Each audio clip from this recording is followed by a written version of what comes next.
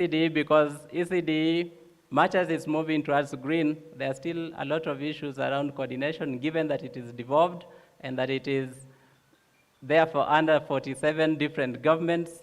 We want to find a way to create a national platform where there can be engagement that brings quality and standards across our ECDs in the country, because the devolution is good, and it can also be a challenge when you're looking at harmonizing ECD sector across the country when you have these 47 different governments managing ECD.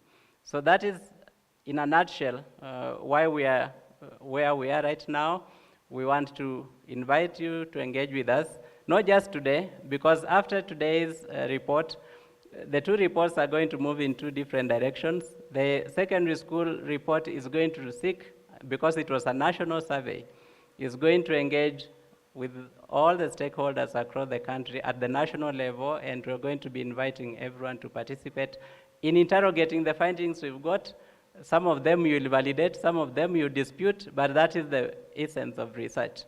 And then we have the ECD one, which we did in Nairobi, and that is going to move into an engagement phase that will go back to the communities within Nairobi, to the managers of ECD centers in Nairobi, to start to see how can we be able to leverage the findings to improve ECDs in Nairobi, and with a specific focus to informal settlements, because they are the ones that are under the greatest pressure.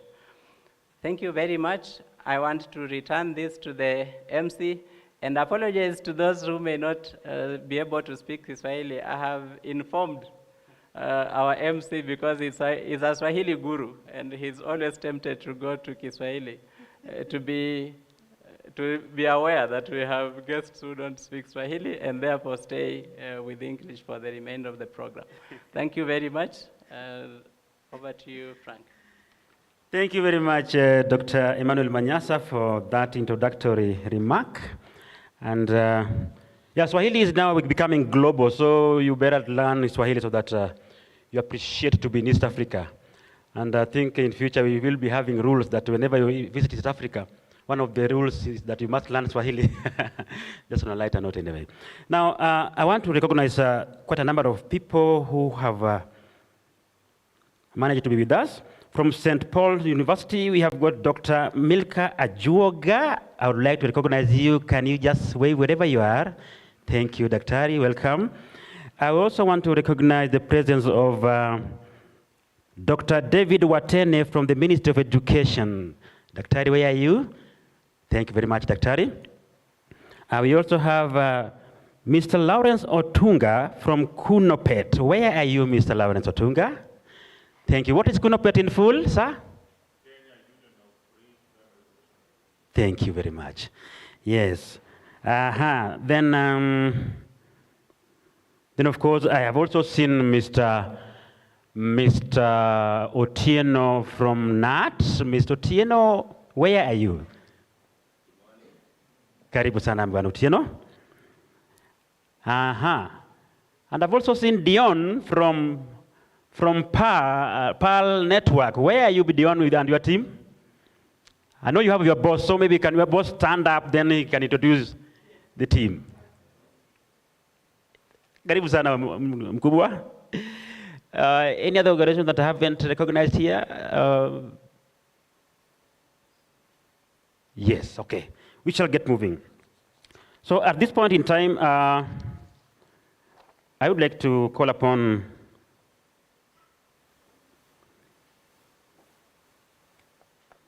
I'm informed that this one is not around, so I will skip that. Then we will go to the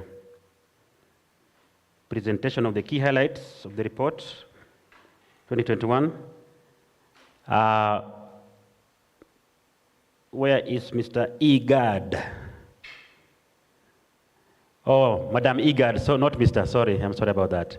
Karibu sana. You know, it was written in initials, so I couldn't know what he meant. Karibu. Maybe you can introduce yourself.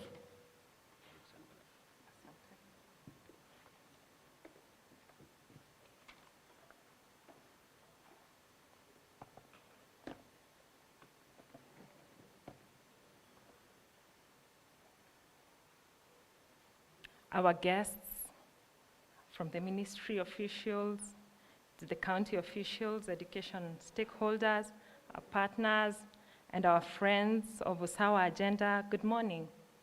My name is Esther Gad, and I'm here to present to you the ECDE report findings on understanding whole child development in the context of informal urban settings in Nairobi County. In this presentation, I will give you in two parts, whereby I will start by telling us on how we did our mapping of the ECD actors in Kenya. That is the methodology that we used, the key findings, and then we will go to the whole child development, which was our core component, and in it we'll have the methodology, findings, and then I will give you the conclusion of the whole study. In our introduction,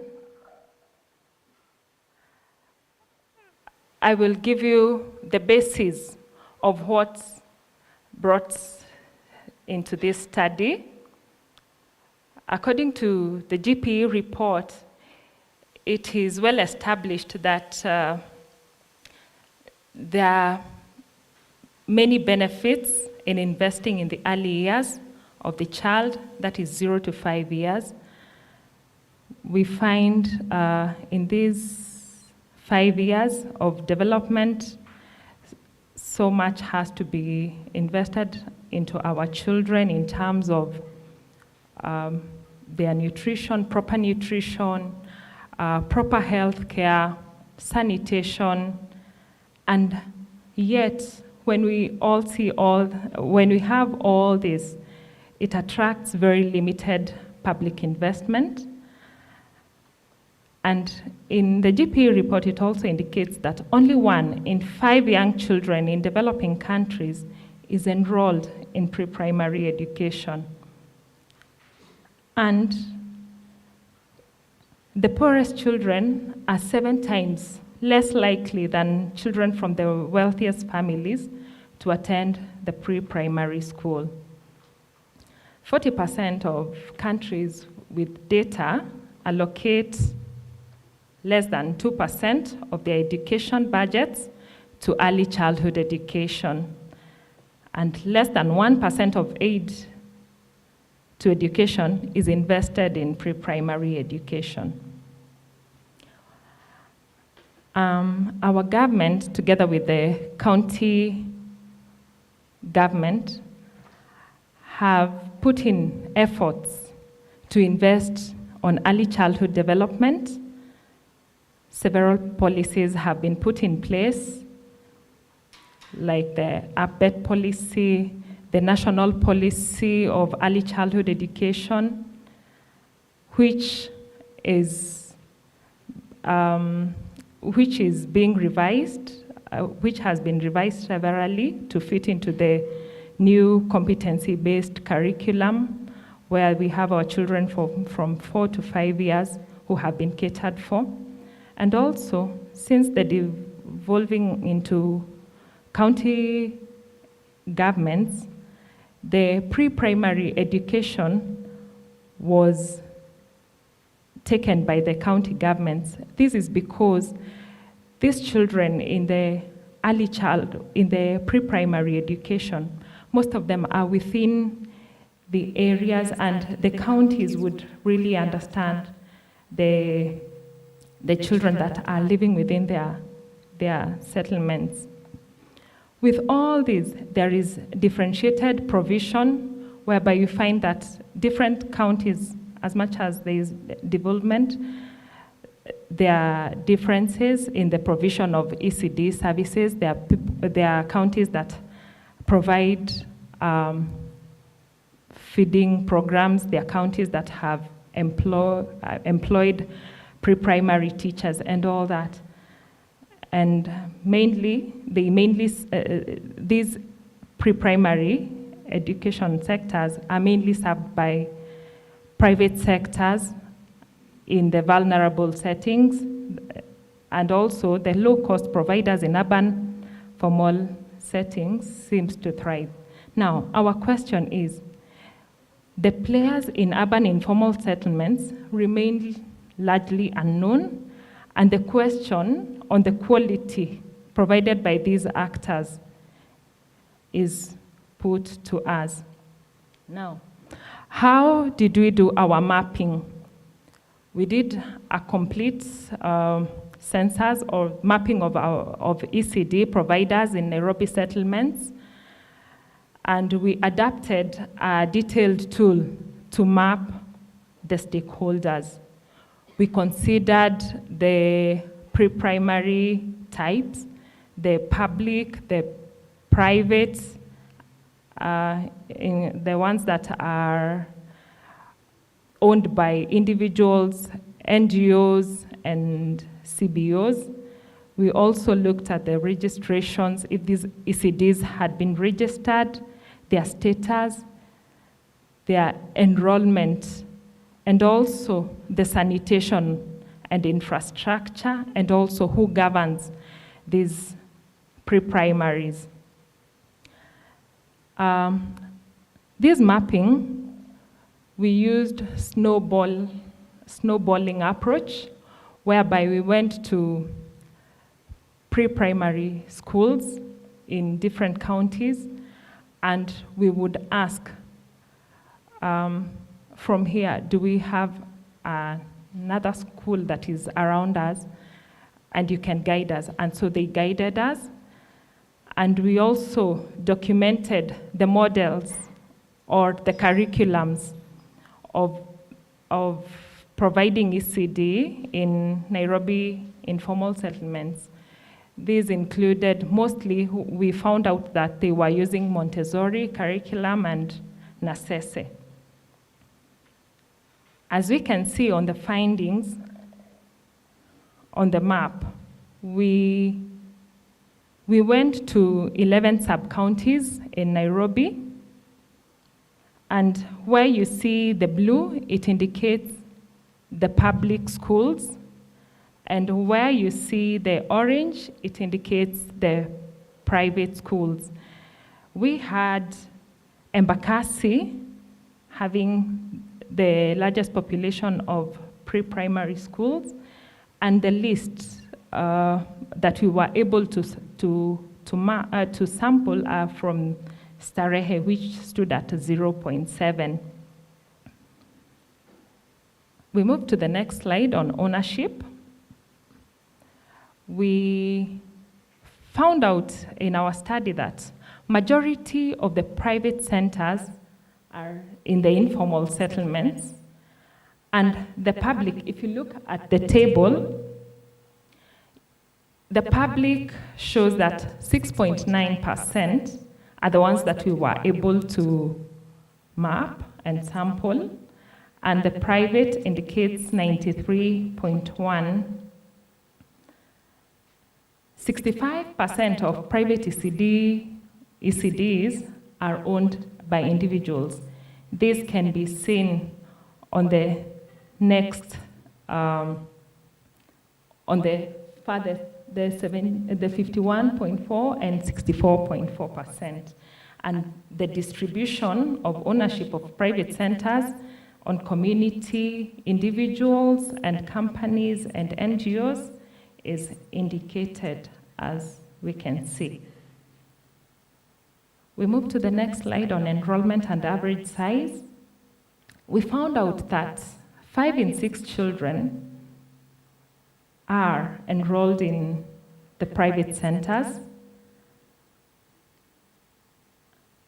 And also public centers were on average enrolling 132 learners compared to 55 private centers. As if you can remember the slide that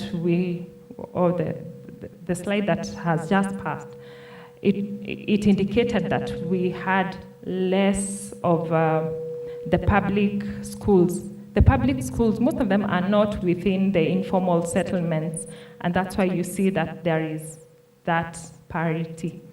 And also, pupil-teacher ratio for the public is 40:1, and the private is 20:1 learner per teacher. Our study, which was on the whole child development, we randomly selected 239. When you see 234, these consisted of some of the schools that declined on participating in our exercise.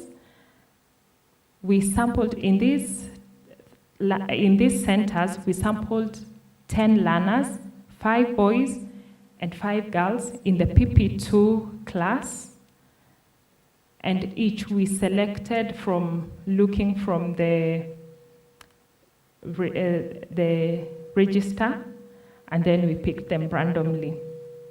We administered with the learning assessors had more time to teach, and their experience is advanced. So, and also we found out that their age, most of them were above 45. Those with, and 21% of private centers did not have access to playground. Why are we focusing on learning and playground and play?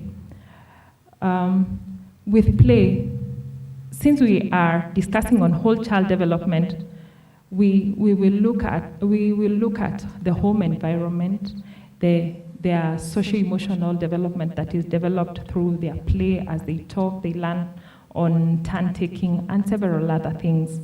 So we found out that 21% of private centers did not have access to playground, and those with access shared it with schools or communities that were around them.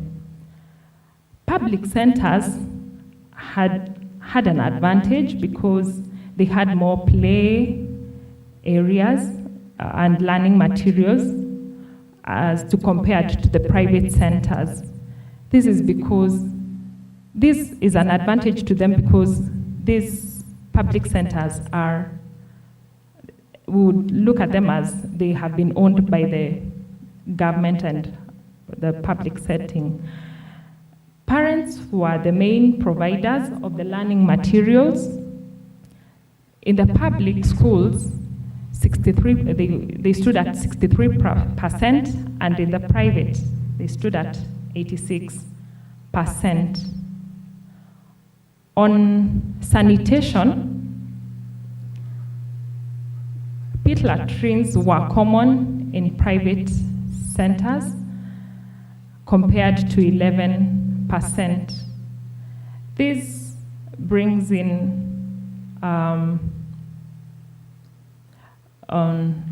things like the safety of the children. Are the places really safe for the children, and the dangers probably that would be found out as the children use these facilities.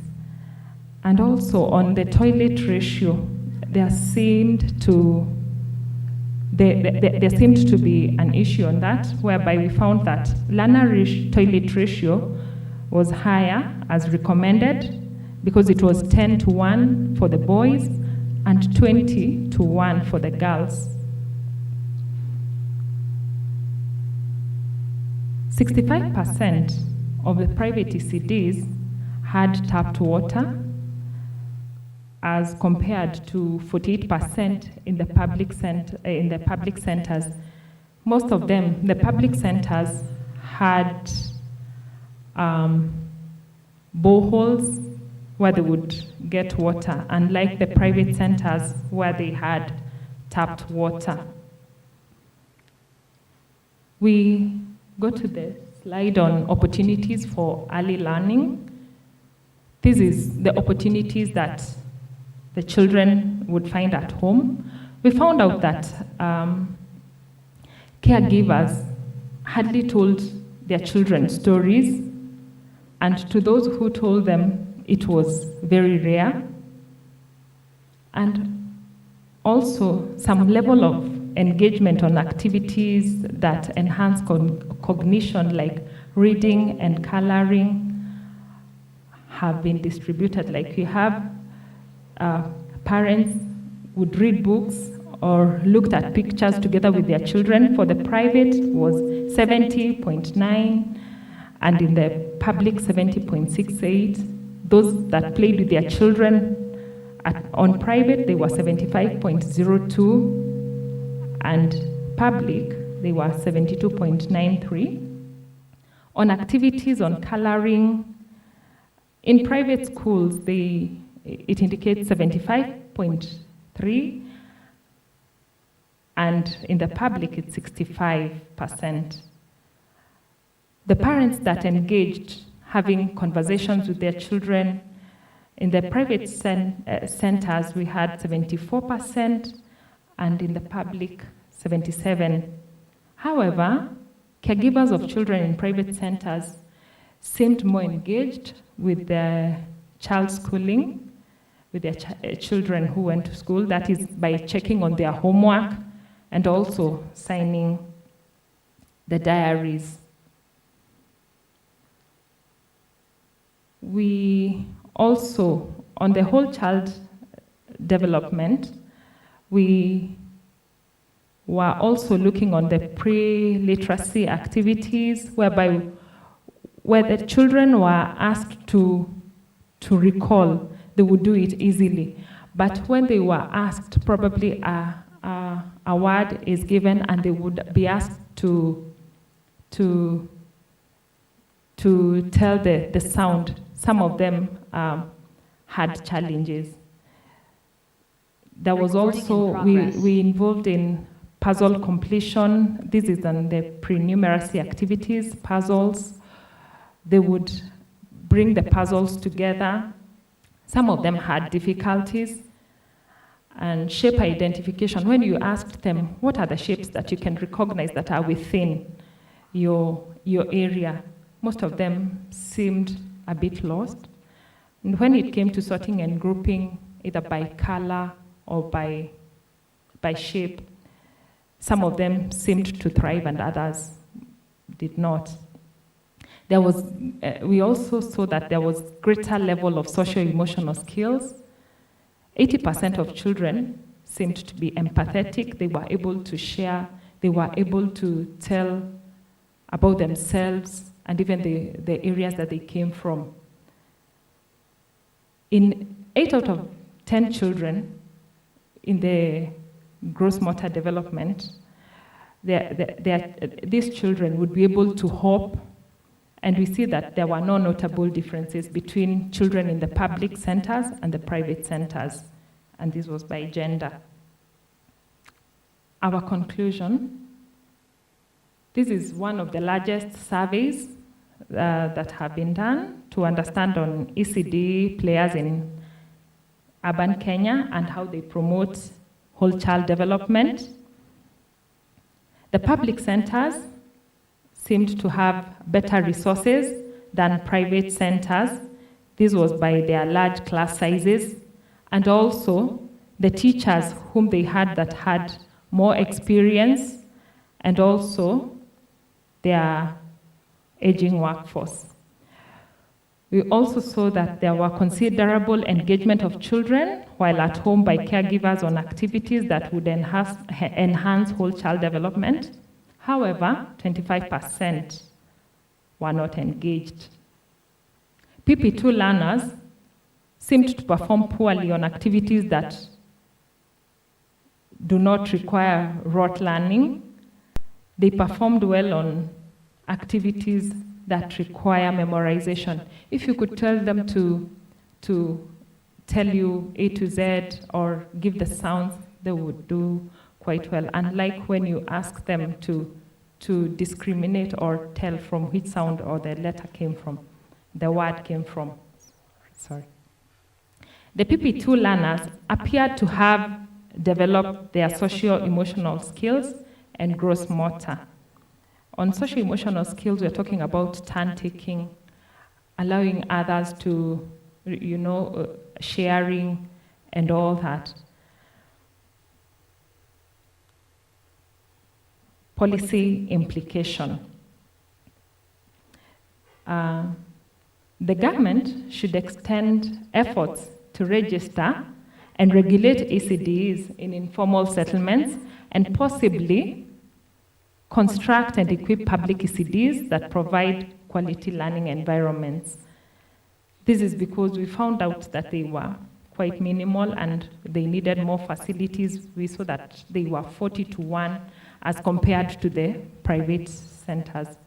There is also need to create connections and linkages between parents and schools, particularly with teachers, to nurture the learners holistically. The third one was empowering parents to support the learners, particularly in promoting the whole child development and early learning, which is critical and of priority. And the fourth is retooling teachers to create thinkers rather than reproducers of knowledge. I wish to thank you for taking your time and listening to me. Thank you.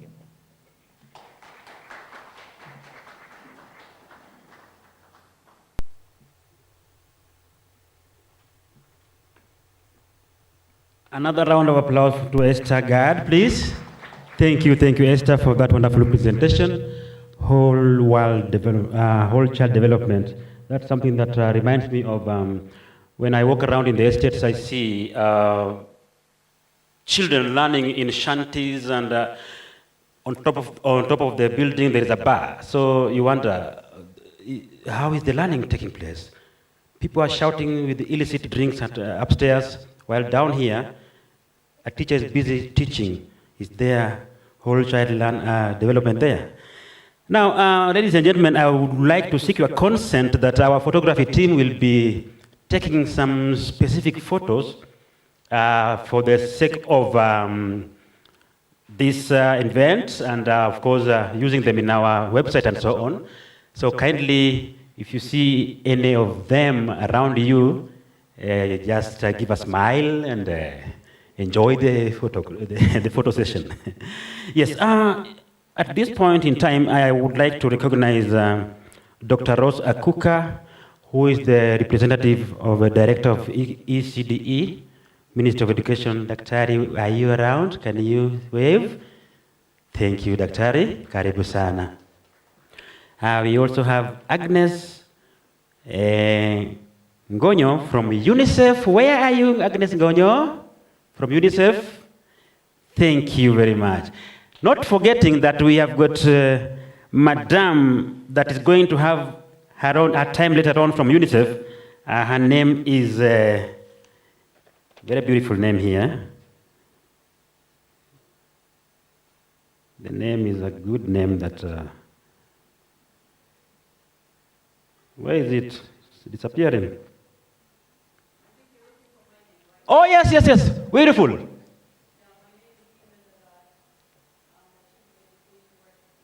Thank you, Madam D. Thank you. Karibu sana. You will be having your time later on in this session, so we'll appreciate your contribution in these presentations. Now, again, I would also want to recognize the presence of Madam Pamela Owe from Teacher Service Commission. Pamela Owe from Teacher Service Commission. Karibu. Oh, no wonder I was. Yes. I think that's where I've been seeing you. Right. And then, of course, from UNICEF again, we have got Kiviu. Kiviu is around? Thank you. Karibu sana. Anybody else I'm forgetting? Yeah, so ladies and gentlemen, I think we are on the right track because this is a report that Kenyans really want to know, and that's why I appreciate the presence of media here, because they are here to ensure that this report reaches the right people at the right time, so that we are aligned with how whole child development should be adopted by the people concerned. And therefore, at this point in time, I would like now to give this opportunity to various stakeholders to react and to give their remarks on whatever we are talking about here. In this category, I've got the Ministry of Education, I've got NEC, I've TSC. So I will want to make it open-ended so that if somebody from MOE, Ministry of Education, would want to give a remark on whatever has been presented by Madam Esther, feel free and come over. Who is the first one? From TSC? Madam, come. Karibu. Yes. Karibu, karibu.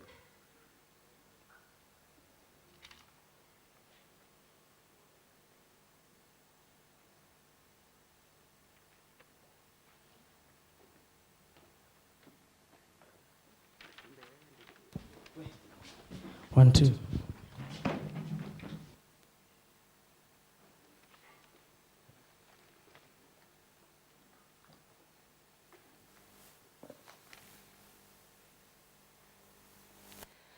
Thank you so much, Mr. Otieno, the Chief Guest, and all the participants in this launching. Good morning.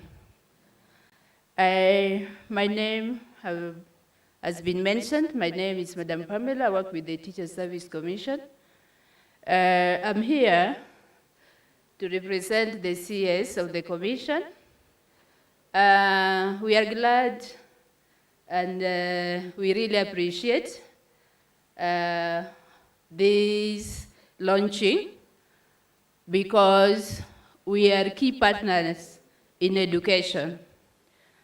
The findings from this research which was done is going to help us improve our service delivery and also to retool our teachers.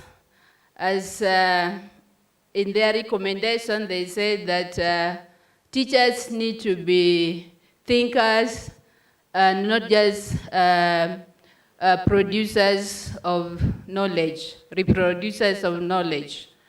So we are going to implement all those recommendations that we are going to get from here, and we look forward to continuous partnering with you so that we equip our teachers so that we have better results in our learners. We are aware that a lot of investment has been put in education, and we want to give the government and all the key stakeholders value for their money.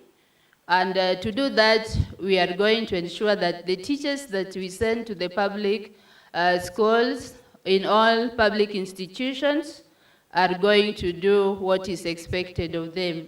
Otherwise, we are so grateful to be partakers in this forum, and we look forward even for better networking in the future for the sake of the Kenyan child. God bless you.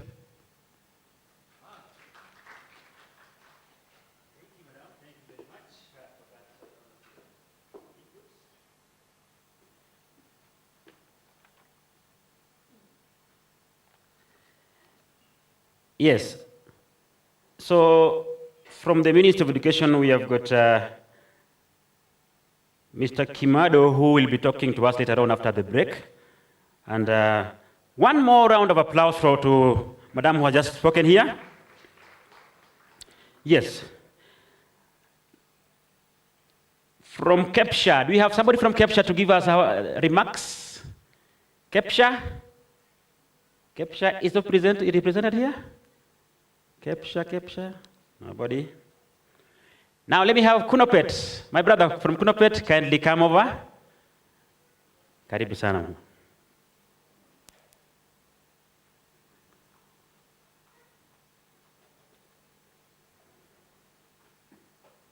Kunopet, Kenya Union of Pre-Primary Education Teachers. Walimu wa maana sana. Hao ndio walimu ambao wanapeana msingi. They are the ones who give us the msingi.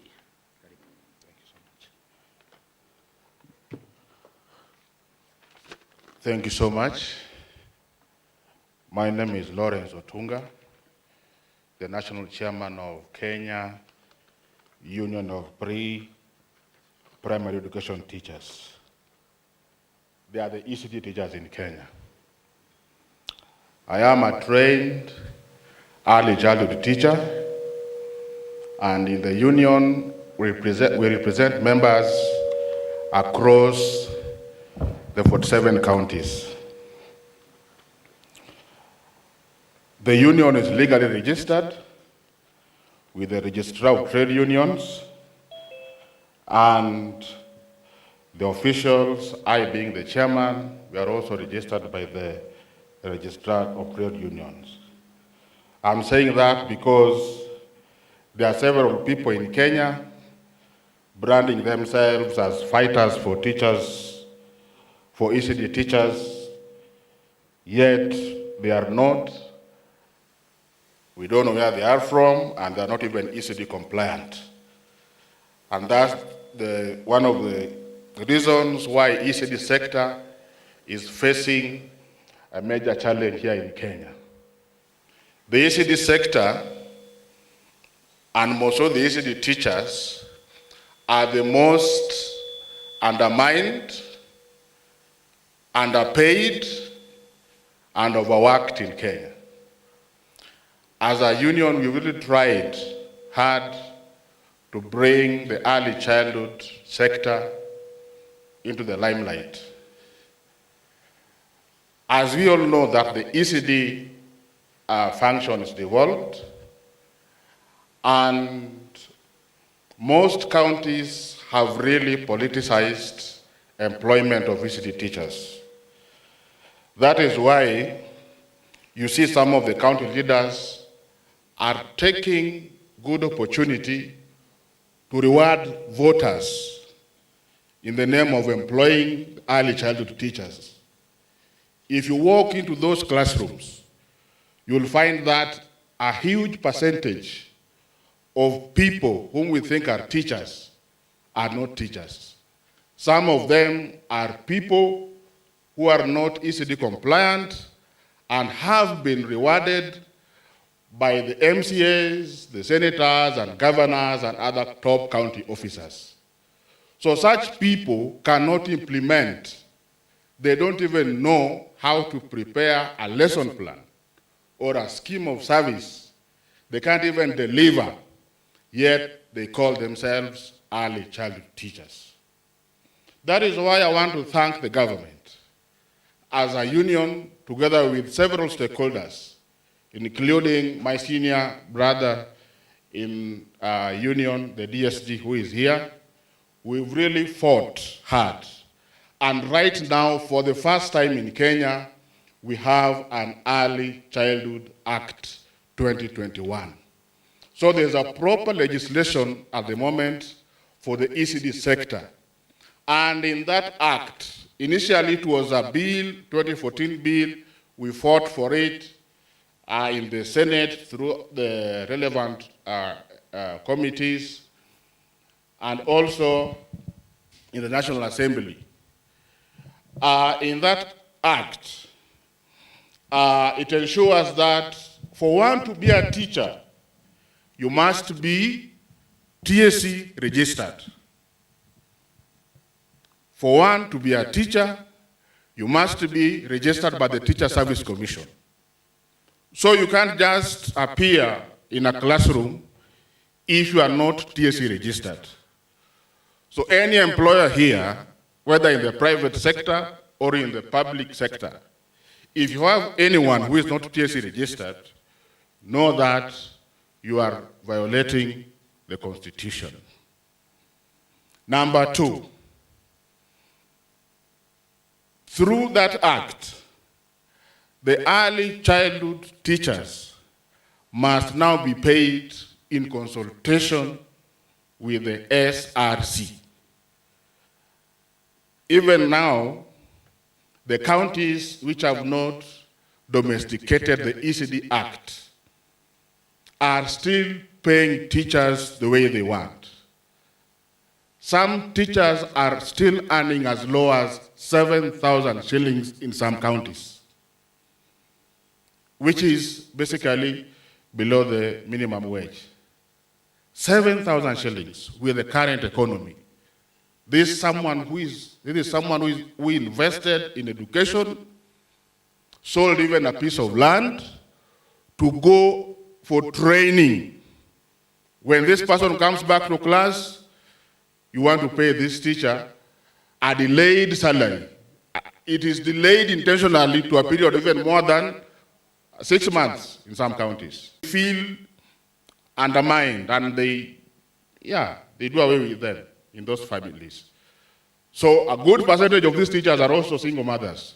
No one is there to marry them, because there is no one who wants to value these teachers in Kenya.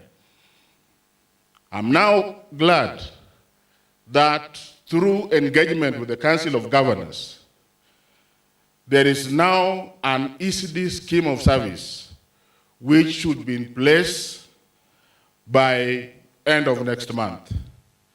We want the early childhood teachers in Kenya to be paid a uniform salary based on their qualifications. If one has a certificate, a qualification, or a diploma holder, or a degree, we want them to benefit or to be paid according to their qualifications. If you go to some counties in Western Kenya, allow me not to mention them because I'm seeing someone here from that county, you find a dropout, a class 6 dropout, and a certificate holder with a degree holder and a diploma holder are earning a flat rate salary of 10,000 shillings. Yes, someone who was my child in grade 1, dropped out of school in class 6, went somewhere else, and came back to that school, is employed by the county and is under the county payroll as a teacher, earning a flat rate salary with a degree holder. So people or the teachers are not motivated, because if someone dropped out of school, surely, and you are there bragging as a degree holder, na nyinyi mnapata, you are getting a uniform salary. That's not fair. That's not fair. So that is why I want to call upon other stakeholders, including Ministry of Education and the Teacher Service Commission, because to some points, on a light note, they are not open enough to work close with the union representing the early childhood teachers. We are aware of the issues. So if you bring us closer, the way the USAWA agenda has done, we will tell you the real thing happening in that class. As I conclude, when it comes to infrastructural developments, some counties have really tried. And some counties have also tried on employment of teachers. For example, Embu County, Turkana, Bungoma, they have really valued the early childhood teachers, including Mombasa. And there are some counties where children are still learning under trees. We have a case where a teacher goes back to school in the morning, clean or finds the human waste in the class, cleans every morning before the lessons begin. So these are some of the things that I want to thank this organization for bringing us here, so that whatever happened in Nairobi, the assessment which was done in Nairobi, can be spread across to the 47 counties, so that the early childhood sector can be brought to the limelight. Otherwise, I want to thank you, and may God bless you.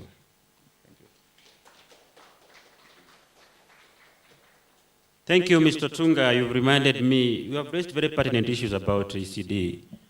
And,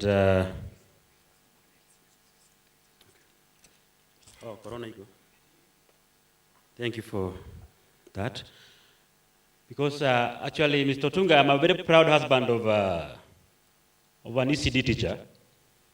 And we've never had issues in our marriage for the last 25 years. So ECD teachers are the most important teachers, by the way. That much I know. The rest is history. Now, from UNICEF, I think I had recognized Key View. Thank you. Then from Mr. Mike Musioki from FCDO. Where are you, Bwana Musioki? Bwana Musioki, I think he's somewhere. Oh yeah, I was just recognizing you, just wave. But you are very far from us. We kindly move closer so that when we need you. Then from NMS, we have got Nyanchoka, Mr. Nyanchoka. Mr. Nyanchoka, where are you? Miss Nyanchoka. Thank you, Miss Nyanchoka. And then she's accompanied by Mohammed Abdi. Mohammed Abdi, where are you, my brother? I will want to give you a chance right now to talk to us and give your remarks about what we are talking about here on behalf of NMS. Kindly come over to the stage. Then as we continue, from Kise we have got Dr. John Mugo. Dr. John, Doctor, where are you? Just wave. Oh, Mr. Oh, you should be having a PhD in future. Thank you very much. Karibu sana. Karibu, Mohammed.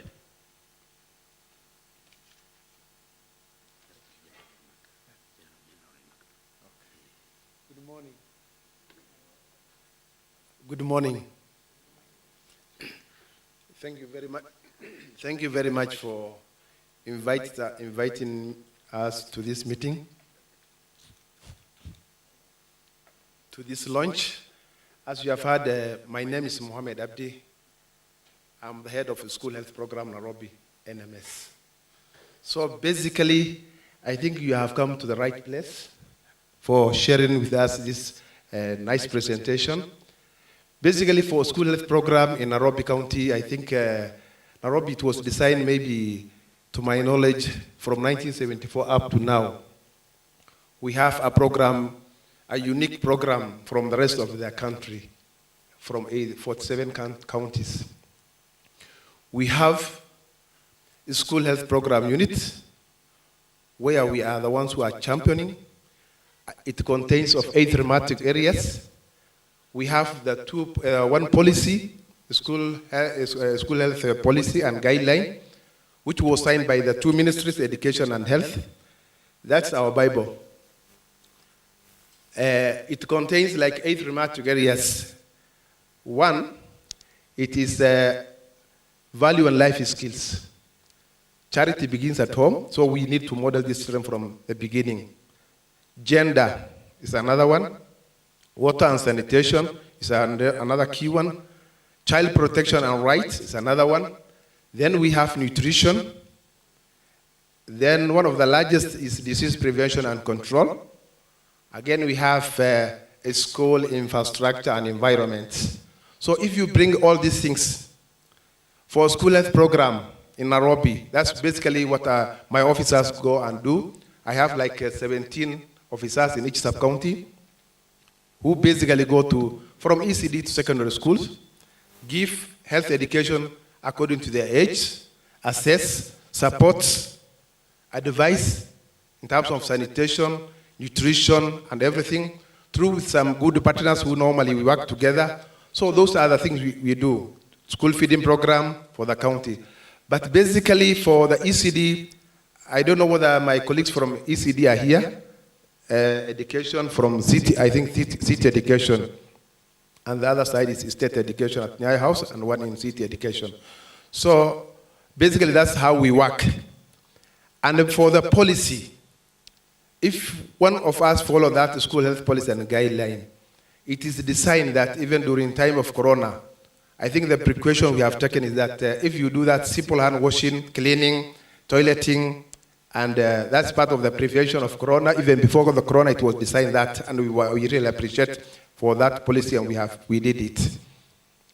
We are now disseminating to Nairobi, second edition, and I think Nairobi is the only one which has already disseminated over 500 teachers in Nairobi, in terms of ECD, and also in terms of secondary schools. We have launched the policy to all ECD managers in each sub-county, plus the education officers, the top levels, most of them, and plus some other teachers, principals.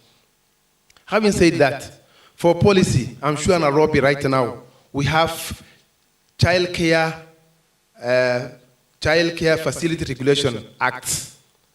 It's almost to be signed. We have been doing this with some partners in its advanced stage. I don't know whether maybe last week or the last 1 month, the final touch, I think it was there. I don't know whether it has been passed, but we have taken to the assembly.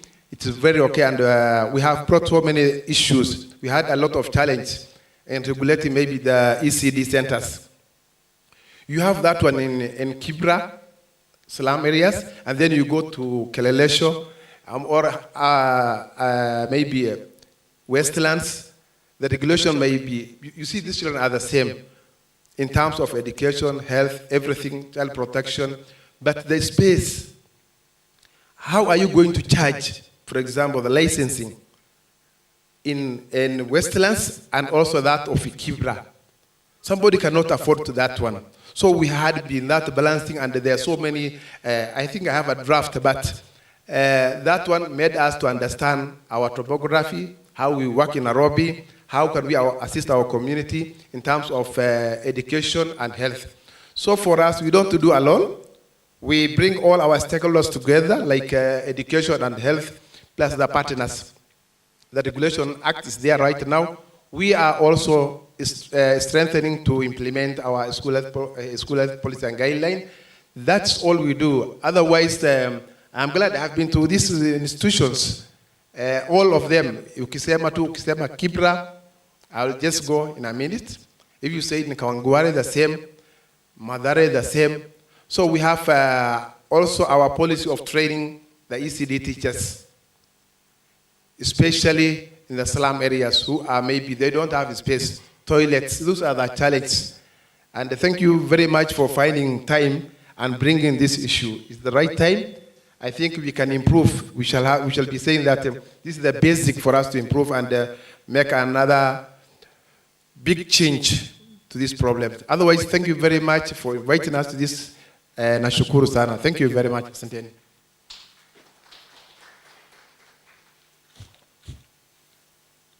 Thank you very much, my brother Abdi. At this point in time, it's now my pleasure to recognize the guest of honor who was supposed to be with us. It was supposed to be the Director ECDE, Mr. Moria Sigari, from the Ministry of Education, but he is ably represented here by Mr. Kimado, who I now invite to the podium to speak to us and give us a message and then launch this report officially. Karibu.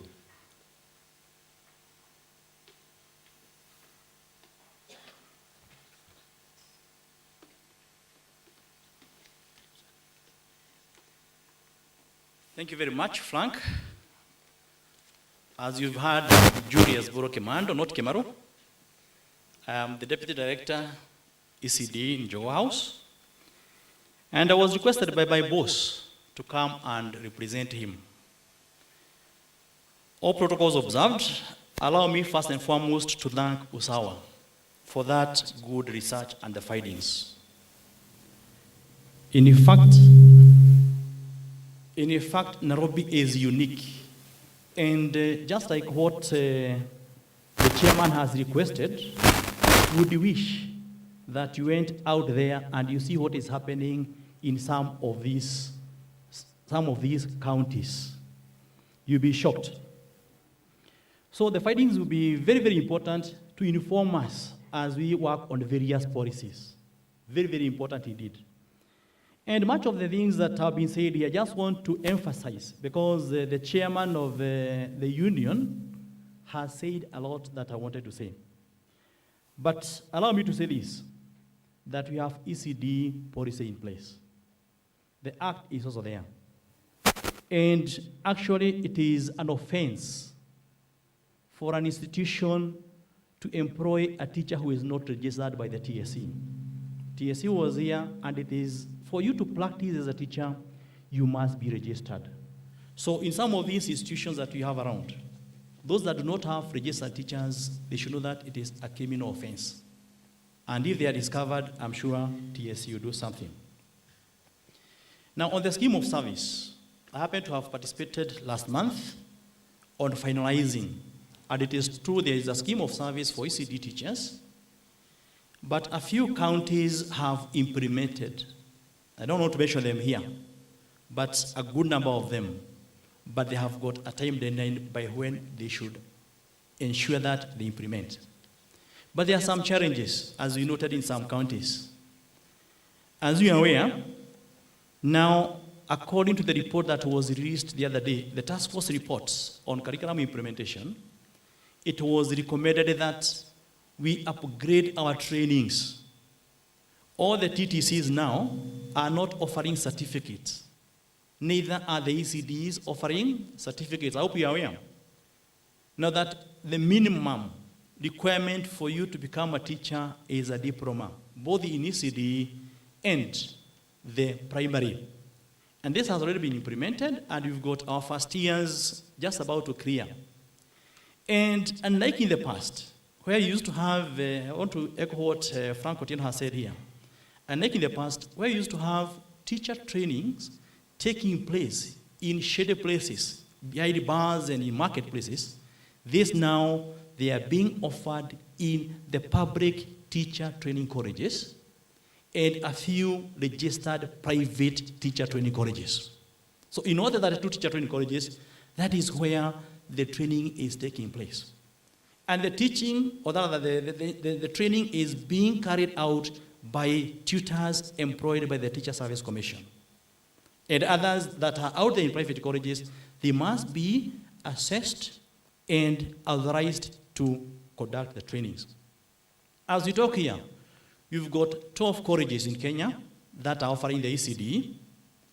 Some are in, we had two phases. There was phase 1, phase 2. The first phase had 6 colleges, and the second phase has got 6. They are the ones that are offering diploma. And at the end of this month, and part of June, they are going to have the assessment done by the NEC. So it is important, as we go out there, we ensure that we encourage our teachers to upgrade. Because certificate is only in some areas where they would get the jobs. Something else, I'm happy, from the findings, they came up with the issue of retooling of teachers. That one is taking place. Retooling is taking place by the TSC in conjunction with the KICD and the NEC. Teachers are now being retooled. And more so on this, in all our 32 teacher training colleges, except one, I don't want to mention it here, we have got our ECD teachers and a few P1 teachers doing the upgrade. Yes, there are those that did certificate. But after thorough consultations, it was felt that because of the CBC, we need teachers in our institutions. So they are right now in the colleges doing what we are calling the upgrade, 1-year upgrade from certificate to diploma. And the majority of them are from ECDE. Are you together? They are from ECDE. So the ministry is doing something to ensure that we don't have that gap. And after 1 year, they will leave as diploma holders. The TSC has consulted the SRC, and it was agreed they will join as diploma holders. So from Usawa, you can see that the ministry is also doing something. The issue of empowering parents. In CBC, which is the way to go, we have that parental empowerment and engagement.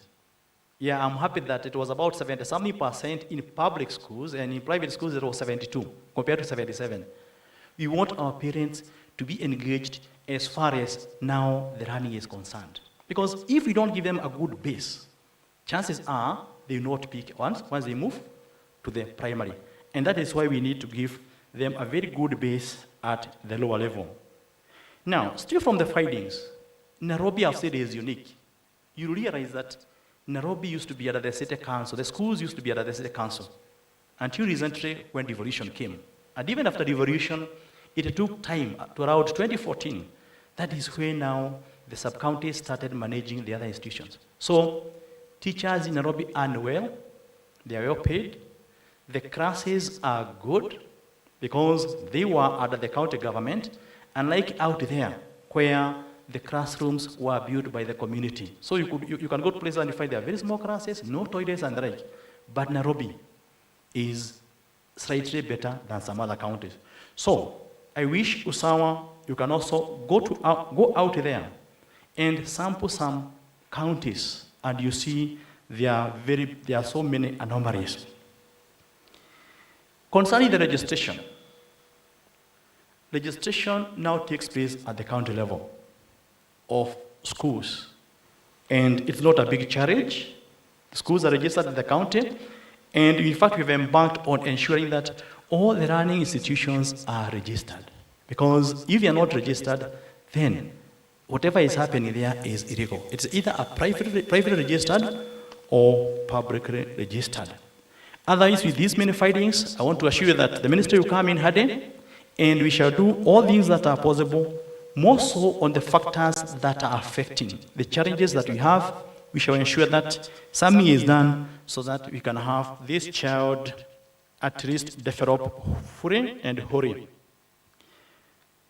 And something else that we realized the other day on the side of the age of teachers.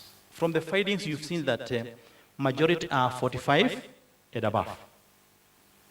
And when these counties are employing them, they are employing them as permanent and pensionable at the age of 45 and below.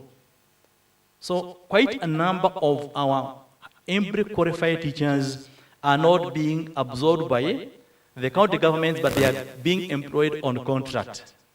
Because once somebody is a permanent and pensionable, you must have a specific age and the number of years that you must work. But I'm sure something will be done so that we can still retain these teachers. Otherwise, with those many remarks, ladies and gentlemen, I want to thank everybody even for making this day a success. And we ensure that whatever we launch today will go a big way in ensuring that our ECDs learners get the best, and even the environment is well improved so that they can be the best as they proceed to their primary schools. Thank you very much, and may God bless you all. Thank you.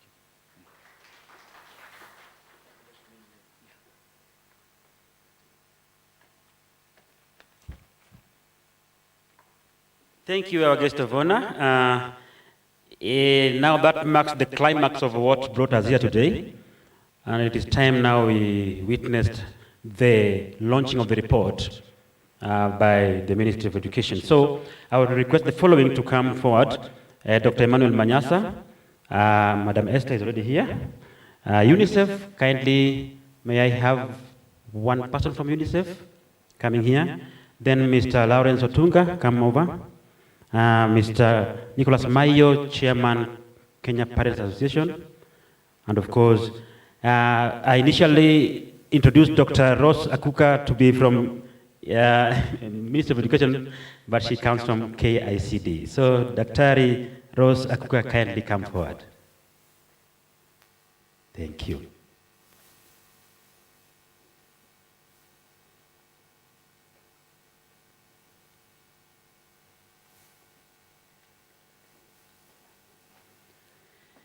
Yeah, so this is just for the first part of what brought us here today.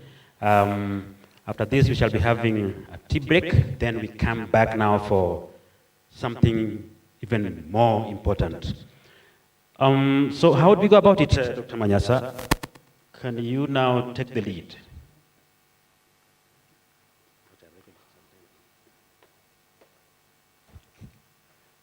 I think I'll just request our key guests, Mr. Mayo,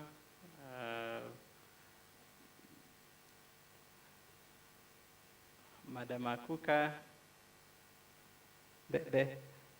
and UNICEF, please. That's Ms. Ngonya. So the four of you are going to help us launch the report, and we shall stand here to witness as you do so. Thank you. So you do this your way, you're the chief guest, you decide.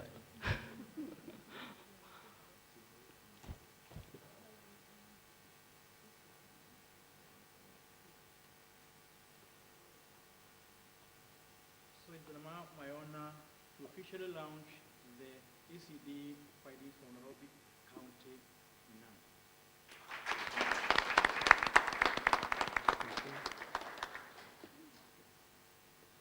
Wonderful. Ripoti imezinduliwa.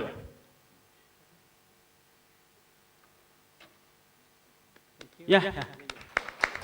Good. So, as they take their seats, we are going to have a short clip that is going to play briefly, then we break for tea. So I beg that you just be patient and watch that clip. Thank you very much, my good people, for a wonderful launch. Yes, that's a good report.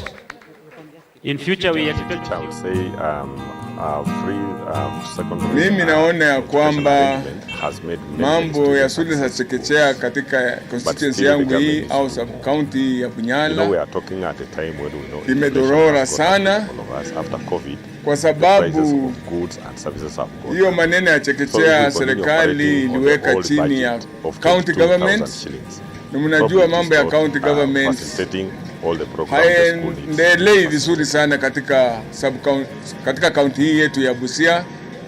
Mambo upande wangu imenisaidia, kuna some percentage ambayo imenisaidia kwa sababu akisema kusaidia wananchi na watoto free secondary education vizuri. Wazazi wengine walikuwa wanaelewa kuwa free secondary education watakuwa wanapeleka mtoto shuleni na serikali inalipia pesa, lakini kwa sasa kuna some percentage ambao wanga serikali inalipa na kuna ingine mambo ya shule za chekechea katika kwa ile ambao mzazi anafaa lipe tena wameongeza sasa mzazi ana feel and there is no chekechea serikali iliweka chini ya ilikuwa supposed to lipe 9000. Mnajua mambo ya county government zingine saizi wanalipa over 18. As a teacher, I would say free secondary. Mimi naona ya kwamba mambo ya shule za chekechea katika constituency yangu hii au sub county ya Bunyala. We are talking at a time when we know inflation has got up with all of us. After COVID, the prices of goods and services have gone up. So if we continue operating on the old budget of 22,000 shillings, probably it is not facilitating all the program the school needs to be facilitated.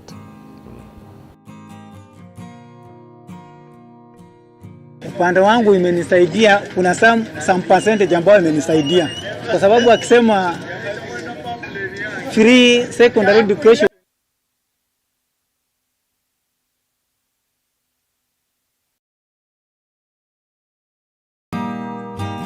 mimi naona ya kwamba mambo ya shule za chekechea katika constituency yangu hii au sub county ya Bunyala imedorora sana kwa sababu hiyo maneno ya chekechea serikali iliweka chini ya county government, na mnajua mambo ya county government haendelei vizuri sana katika katika county hii yetu ya Busia.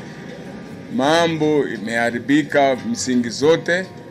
Kwa vile mimi ningeonelea tu kama serikali ilitaka kusaidia wananchi na watoto wetu wapate elimu ya chekechea vizuri, ningeomba serikali isimamie hiyo mambo ya elimu ndogo ya chekechea irudishwe kwa Ministry of Education kuliko kuwekwa kwa county government.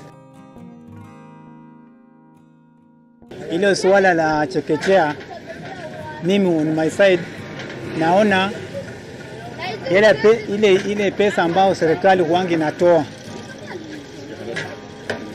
ile pesa ambayo serikali inatoa haitoshi kwa sababu wao watoto wa chekechea ni watoto wachanga, na inafaa vile ilikuwa imetangaza kuwa itakuwa inatoa pesa ya kutosha, hata kama ni breakfast watakuwa wanapata katika hiyo shule, lakini kwa sasa shule zingine wango wapati kulingana na pesa haitoshi ambao kwa wanatoa. ECDE is where the foundation of the kids in education is laid. And so we need more facilities and improved facilities, and the kids should also get more resources for them to be able to get better education, because you cannot you cannot compare the education that the kids at the pre-primary are getting in the private schools and the public schools. There's such a huge difference. Na tena wana delay kutoa hizo pesa. So on my side nilikuwa nimeonelea kuwa shule za chekechea zirudishwe kwa national government ndio Iran, sababu itakuwa inatoa pesa na pesa zinaingia through the head teacher, alafu anarani vizuri. La kwanza, watu wengi hawajui serikali inapeana pesa ngapi kwa elimu ya chekechea. Wanafikiria tu ni county government inapata wanapata msaada kutoka kwa county government, ni kama kusaidiwa tu. Hawajaelewa, hata ministry hajakuja wasiwasi kujulisha wananchi ya kwamba tutakuwa tunaweka kiwango fulani kwa kila mwaka every county government ku promote ECDE education.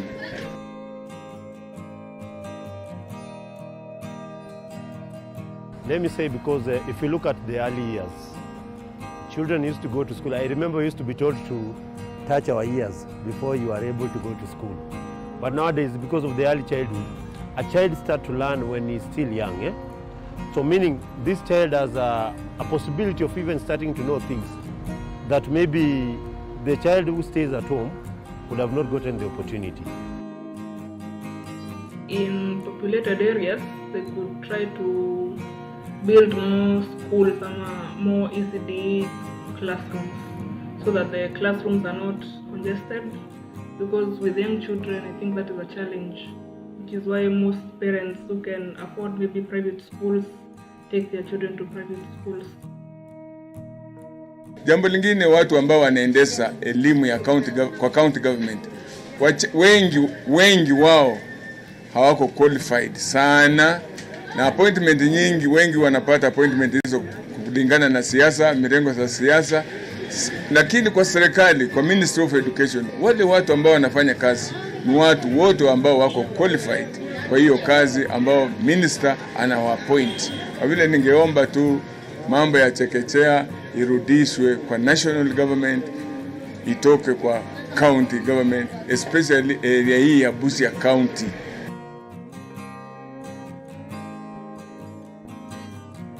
I'm requesting the government, if they can release those funds, not only for the program they are talking of 7,000, because we need desks in our schools, ECDs, we need things that kids can play with, toys, what.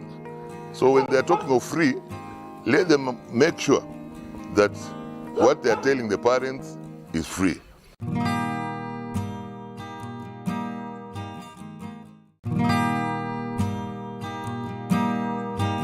Mimi naona ya kwamba mambo ya shule za chekechea katika constituency yangu hii au sub county ya Bunyala imedorora sana, kwa sababu hiyo maneno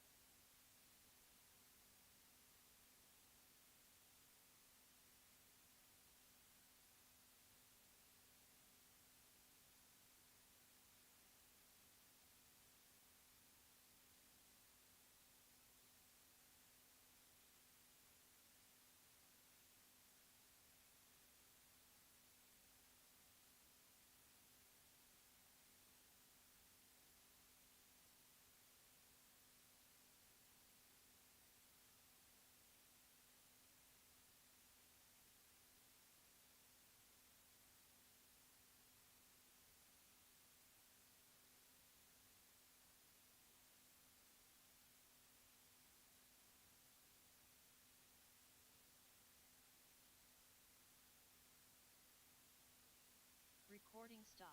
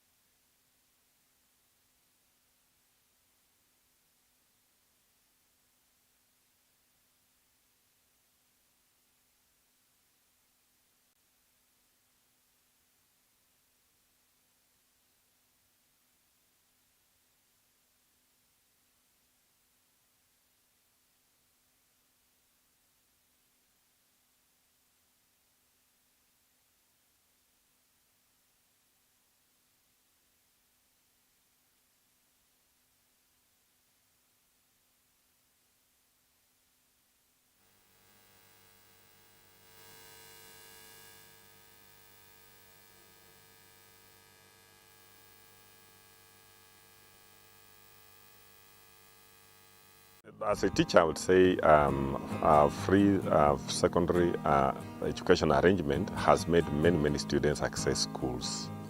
But still, the government needs to do more. You know, we are talking at a time when we know inflation has got up with all of us. After COVID, the prices of goods and services have gone up. So if we continue operating on the old budget of 22,000 shillings, probably it is not facilitating all the programs the school. Free secondary education arrangement has made many students access schools. But still, the government needs to do more. You know, we are talking at a time when we know inflation has got up with all of us. After COVID, the prices of goods and services have gone up. So if we continue operating on the old budget of 22,000 shillings, probably it is not facilitating all the programs.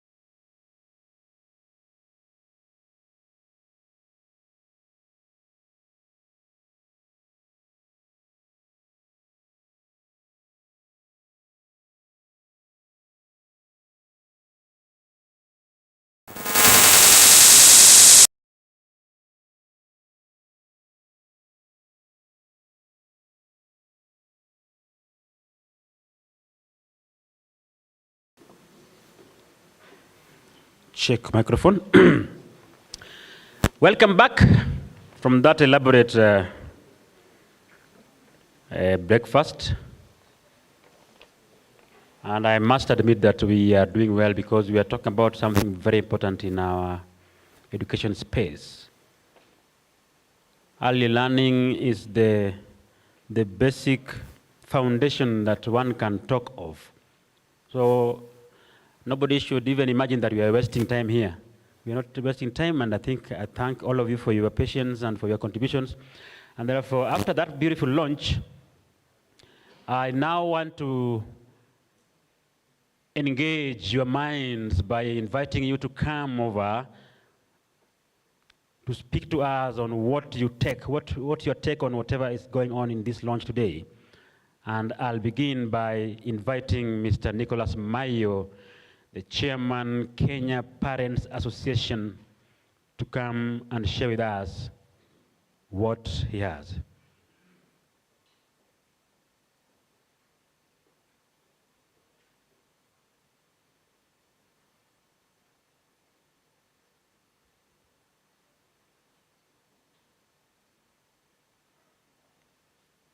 Oh, I can see there's change of plan kidogo hapo. I'll appreciate it.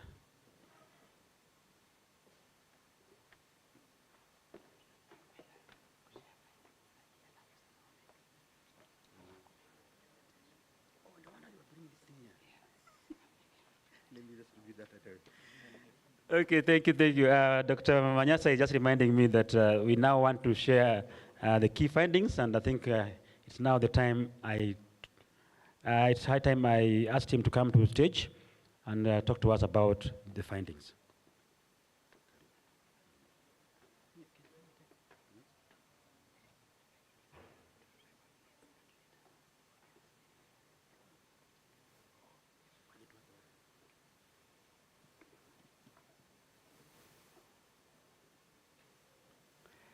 I've known Frank for a very long time. I didn't know that he's starting to age now. He was not reading the program correctly.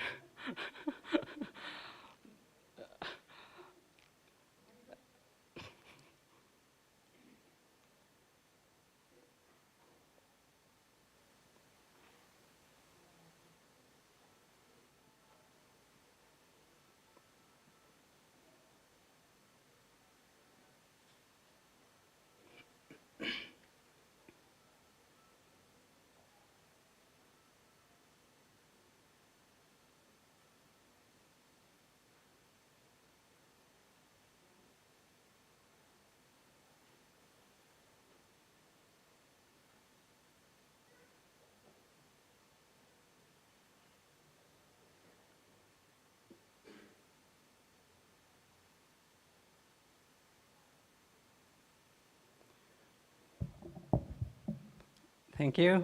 I am hoping that we are all back here so that we can start to look at the secondary school report. We share the findings that we have, and a few things that I'm going to highlight. One being that I'm not going to project my presentation. We've had a few hitches with technology, so I am convinced now that I can survive with half of technology that we have to use. The second thing is I have to share upfront for the interest of transparency. We took our 2 reports to the printer. We are printing many copies, so we had asked the printer to print enough copies for the launch of each. But the printer, in their wisdom, decided that they'll print 1 full report to the end and then start the other. So they have only started printing the secondary school report now. That means that we will not have the hard copies by the end of this session, but we are going to make sure you get your copy. That will be now our responsibility, to make sure you get the copy. But we'll also put the soft copy online immediately after this launch, so you can be able to download and have a look at what it contains. But I also need to mention that the data we are going to share, and even for the ECDE, the data we have shared is a small fraction of the data we collected. We have a lot of data.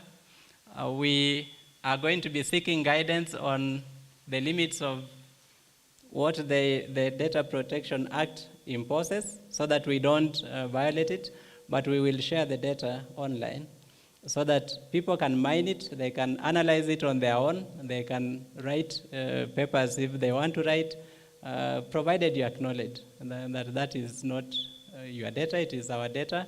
We are going to make it available for use. Because in the end, it is not helpful when we keep it.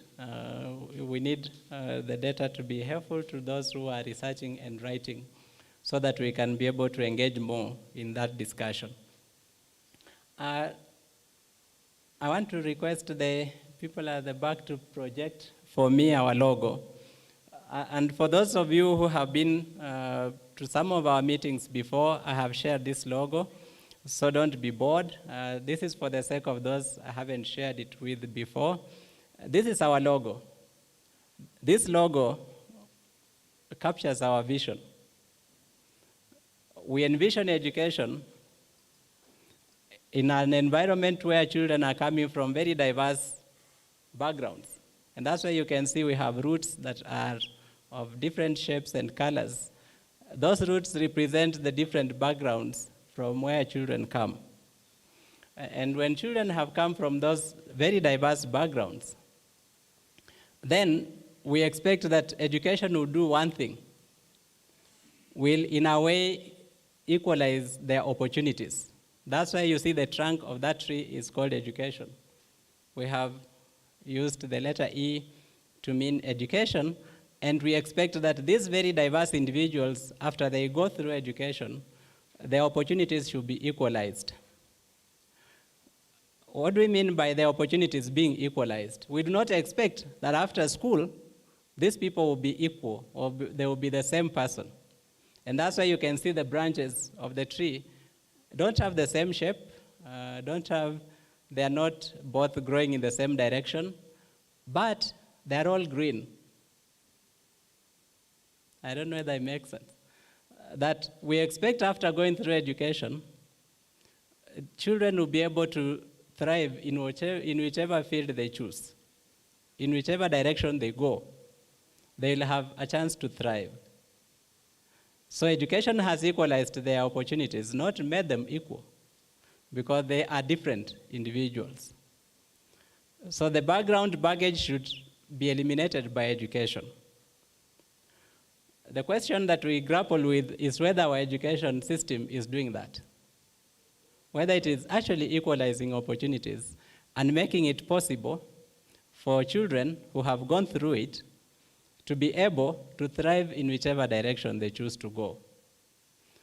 This study that we are presenting today is part of the questions that we are asking and seeking to see if we can get answers together, not as an organization, but as Kenyans, whether we can find answers to a situation where what we envision here can come to pass, that we can be able to make our education system able to equalize children's opportunities when they go through it. And we can see that what we put down there, we have evidence, we have innovation, and we have engagement. And those are the pillars of our work. We seek to generate evidence, which is what we are sharing today. We seek to use that evidence to engage so that it is useful when people use it to engage. And we also seek to use any innovative ways that we can to generate this evidence and to engage at the same time. So we went out to carry out this assessment of our secondary schools, and we asked the question, is our secondary school system inequitable by design? That is a question that we have asked. And we're going to be looking at some of the answers that we got when we interviewed principals of 339 secondary schools, some of them national, some of them county, some of them extra-county, and some of them sub-county. We'll see how they are distributed and what that means for equity in secondary education.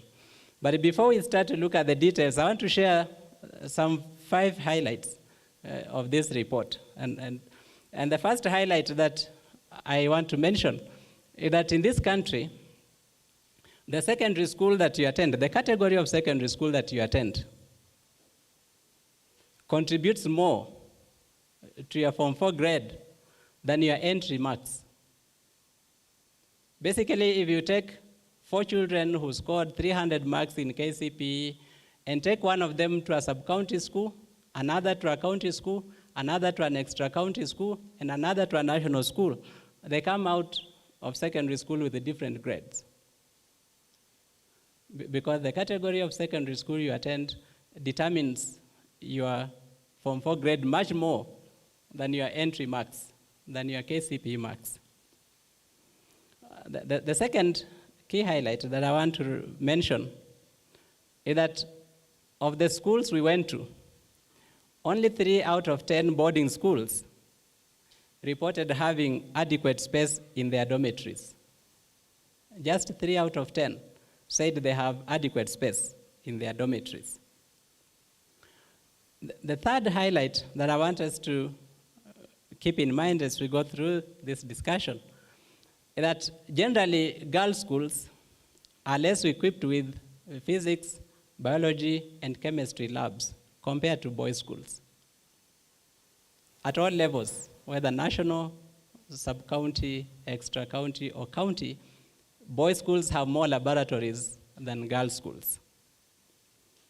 I think you can start to understand why at higher levels of education we still talk of less women there than men, because the secondary school system is set up like that. The fourth highlight that I want to share is the fact that if you attend a school that has a very high proportion of TSC teachers, TSC employed teachers, there is every likelihood of emerging with a better KCSE grade.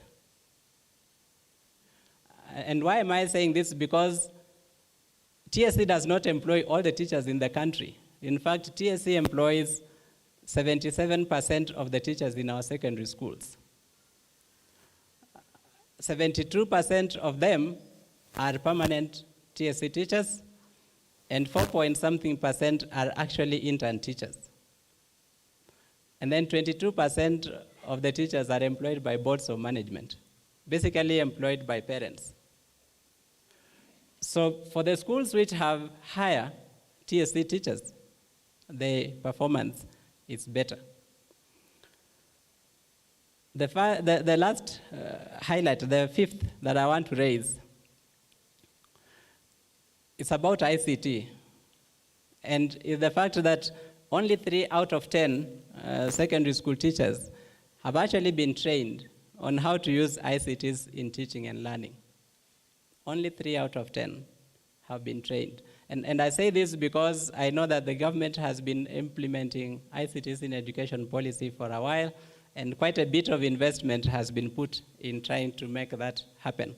But for the schools that we surveyed, 3 out of 10 teachers are trained on use of ICTs in teaching and learning. Why are we focusing on secondary education? I need to mention this here, that I know right now for many of you, and those of you in the Ministry of Education, your phones must be ringing continuously, because every relative is trying to reach out to say, help me find a school for my son, for my daughter. And sometimes we think that those parents are crazy to refuse to take children to the schools where they have been admitted and to start to fight to try and take them to other schools. We will see why those parents are not crazy shortly, because the school you attend matters. And besides the school being important,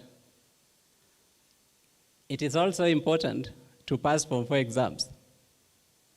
I know that every time results come out and you have a lot of children who have not scored good marks, the general advice is that is not the end of the world, don't worry. Well, it is good advice to calm them down. but permanently is not a good advice.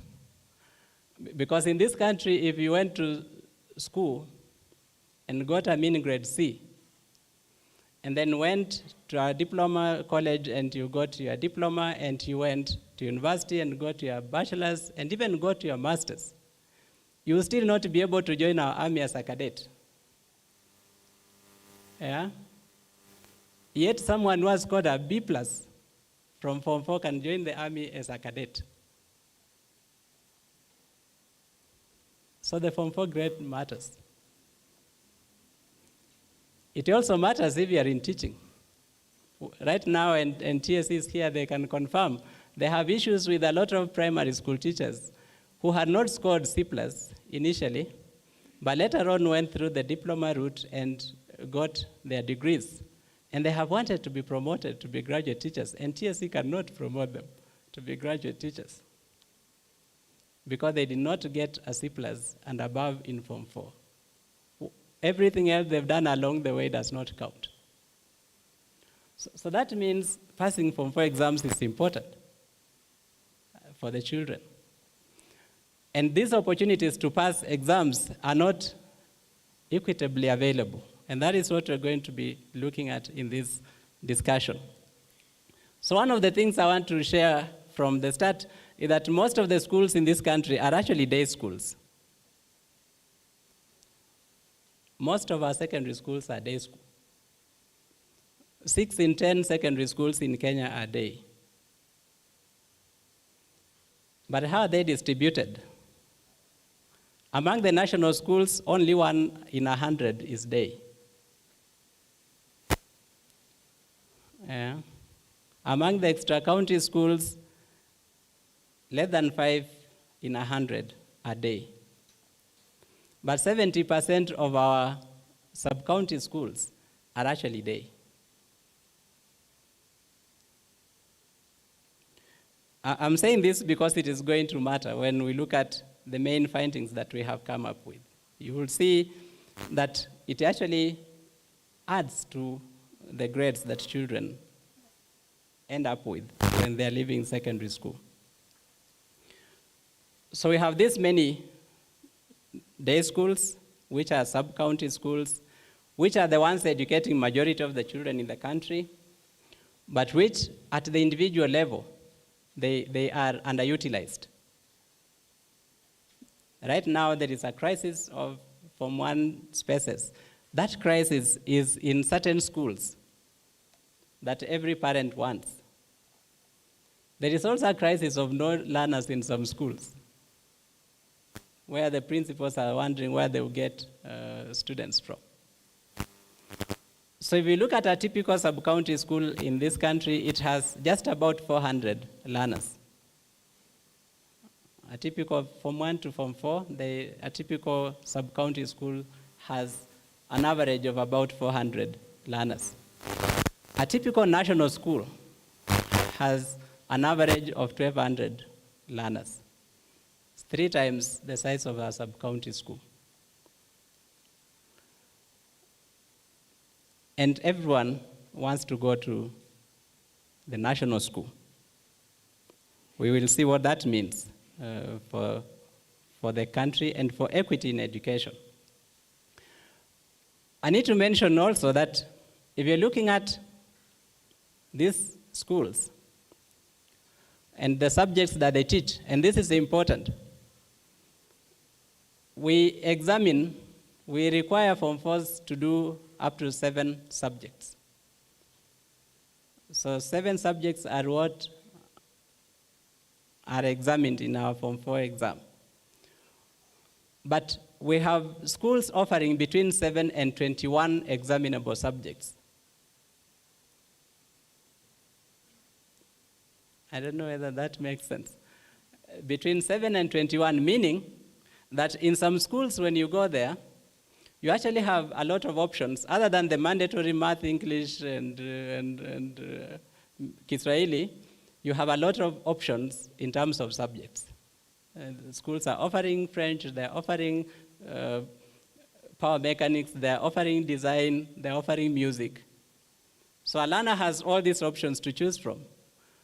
Yet, some of the schools, you go there, and you're told, this school, the optional subject that is on offer is agriculture. You take that.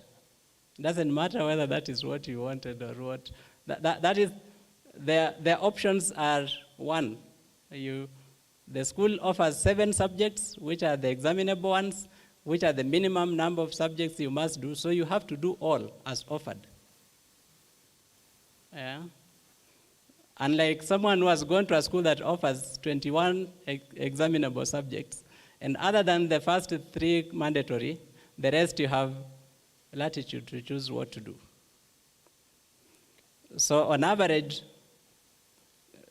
sub-county schools offer between 7 and 15 subjects. National schools offer between 8 and 21 subjects, from which learners can choose. We're going to see how that impacts equity, and whether that is in line with our commitment to give every child a fair chance through education. We had COVID in this country, and COVID-19 impacted enrollment in our schools. So on average, between March 2020 and January 2021, when schools reopened, we lost 2.1% of the children who had been enrolled in school. They dropped out. This dropout rate varied across the different type of schools and across genders, with girls recording a slightly higher dropout rate of 2.3% against boys 2.1%, and then county schools recording the highest dropout rate of 3.1% against the lowest of national schools of 1.4%. Something interesting is that for national schools, the dropout rate was highest in Form 1. The other classes did not drop out. They dropped out mostly from Form 1. We will see when we look at the reasons for dropout, what was behind that. And if we look at the reasons why there was dropout,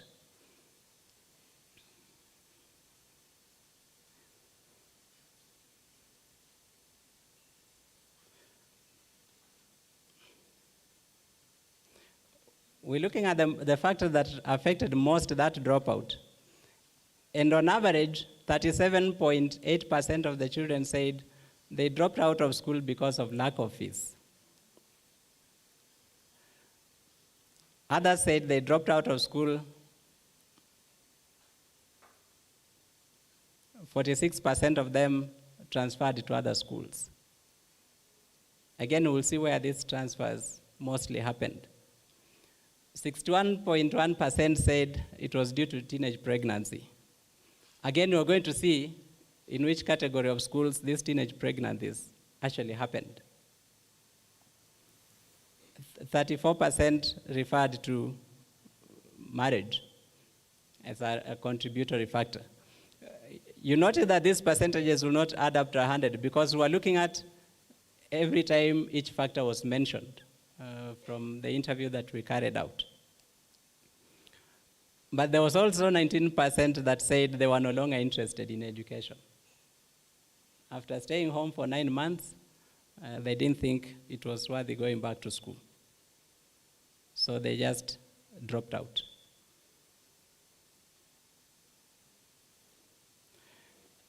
How were these reasons distributed? For national schools, 80% of those who dropped out transferred to other schools, meaning they just couldn't afford, after COVID affecting their family, they couldn't afford to stay in national schools. So 80% of those who dropped out of national schools transferred to other schools. When you look at extra-county schools, the highest contributor among them was also transferred to other schools. 80% of those who dropped transferred to other schools. But when you look at the county schools, 57.5% said they lacked fees. That's why they dropped out. And the dropout at county schools was attributed to lack of fees. In extra-county schools and national schools, it was transferred to other schools. So mostly moving to schools where they could afford. Sub-county schools, the highest contributor was actually teenage pregnancy. At 61% of the children who dropped out of sub-county schools, it was because of teenage pregnancy. Again, I hope we are piecing together all these stories so that we will see how they impact equity in education in the end. If you look at the teachers who are teaching our schools and the school managers, and earlier this year when we shared the report on primary schools, we saw that in primary school it is women who teach and men who manage. So 60% of the teachers are women, but 70% of the managers, the heads, are men. And then 80-something% of the chairpersons of boards of management are also men for primary schools. The picture is slightly different here, but only different on one front, that now we have more men teachers in secondary schools than female teachers. So that 6 in 10 teachers in secondary school are male and 4 are female. But when it comes to management of the schools, it is not so different. Because again, 66% of the school heads are male and 34% are female. And that is the picture across the different cadres of our secondary schools. When you look at the boards of management, again, 80% nationally are male, with 20%, just below 20% being female.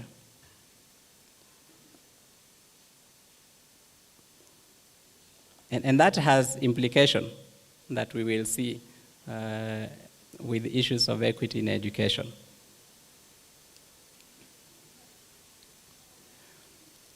We looked at the years of experience of principals, and we're going to see how that relates to performance in KCSE. And we saw that there is a small fraction of principals who have not served for even a year, but we have principals who have served more than 13 years as principals. And we have principals who have served more than 12 years in the same school. And we'll see how that relates to the results that come from that school.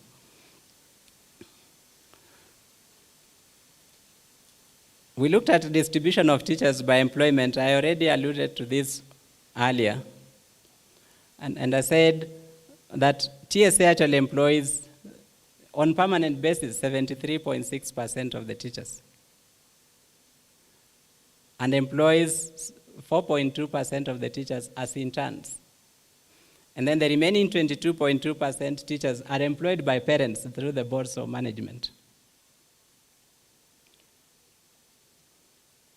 When you look at how these teachers are distributed in the secondary schools now, where they are, you have employed, and now you have distributed them in different cadres of schools. National schools, the teachers in national schools, 80% of them are TSC permanent teachers in national schools, and parents employ 17% of the teachers, while interns are about 3%. That is national school. I want to contrast that with the sub-county school. In the sub-county school, 68% of the teachers are TSC, permanent teachers. 7% of them are actually intern teachers. And 25% are employed by parents. That is interesting, because if you go to our sub-county schools, they generally have poor parents, generally. And yet, that is why the burden of having to recruit more teachers lies on parents. It is in the sub-county schools where boards of management are employing most teachers, unlike national schools where most of the teachers are actually employed by TSC. That is an equity issue that we'll be looking at.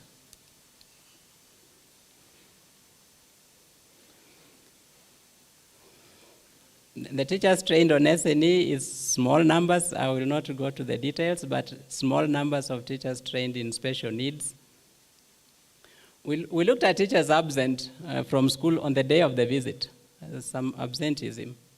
And generally for secondary schools, it is lower than what we saw in primary school, with just about 4% of the teachers being absent on the day of the study. Consistently, across all cadres of schools, it is more female teachers who are absent than male. Across from sub-county to county to extra-county to national, it was female teachers. In fact, among the national schools, that is where the highest absenteeism rate for female teachers was, at 6% of the female teachers in those schools were absent on the day of the visit. We will not hype too much the issue of absenteeism because we carried out this study during COVID. And I know that some of the teachers had been advised and told if you are a certain age, do not come to school yet. So we will leave that, but we collected these figures in July last year. But we'll see that that has an impact on the learning outcomes, on how children perform when they get out of school. We looked at some of the infrastructural issues in the schools. And we could see that sub-county schools generally have fewer usable classrooms, on average 9 usable classrooms. County schools have on average 12 usable classrooms, extra counties 17 classrooms, and national schools 26 usable classrooms. On average, the numbers differ from school to school, but on average, that is what we saw.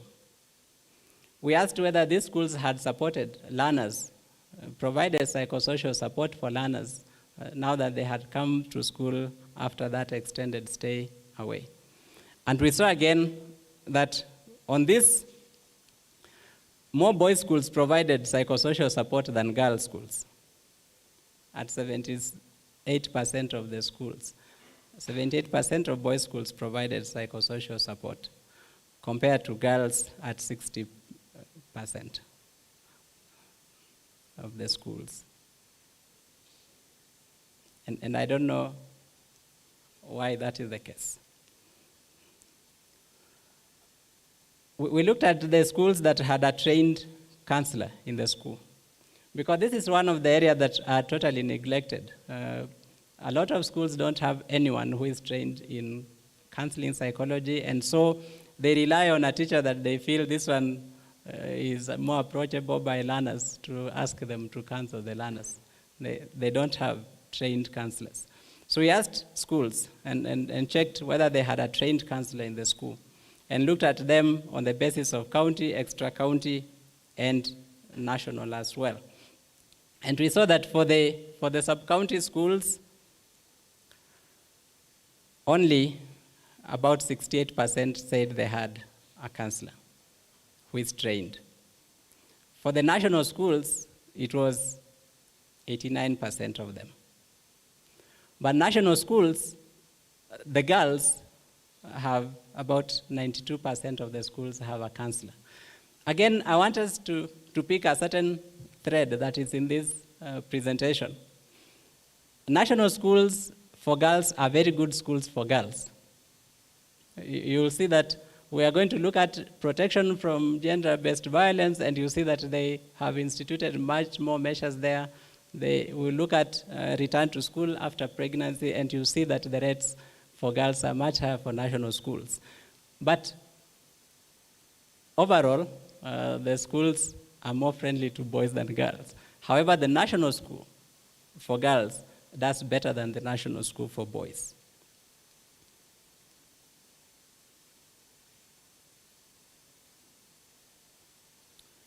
We looked at the ratio of learners in schools to the trained counselor. And on average, for every one trained counselor in our schools, there is 315 learners to attend to, on average. And that number is even higher for county schools with 332 learners to attend to.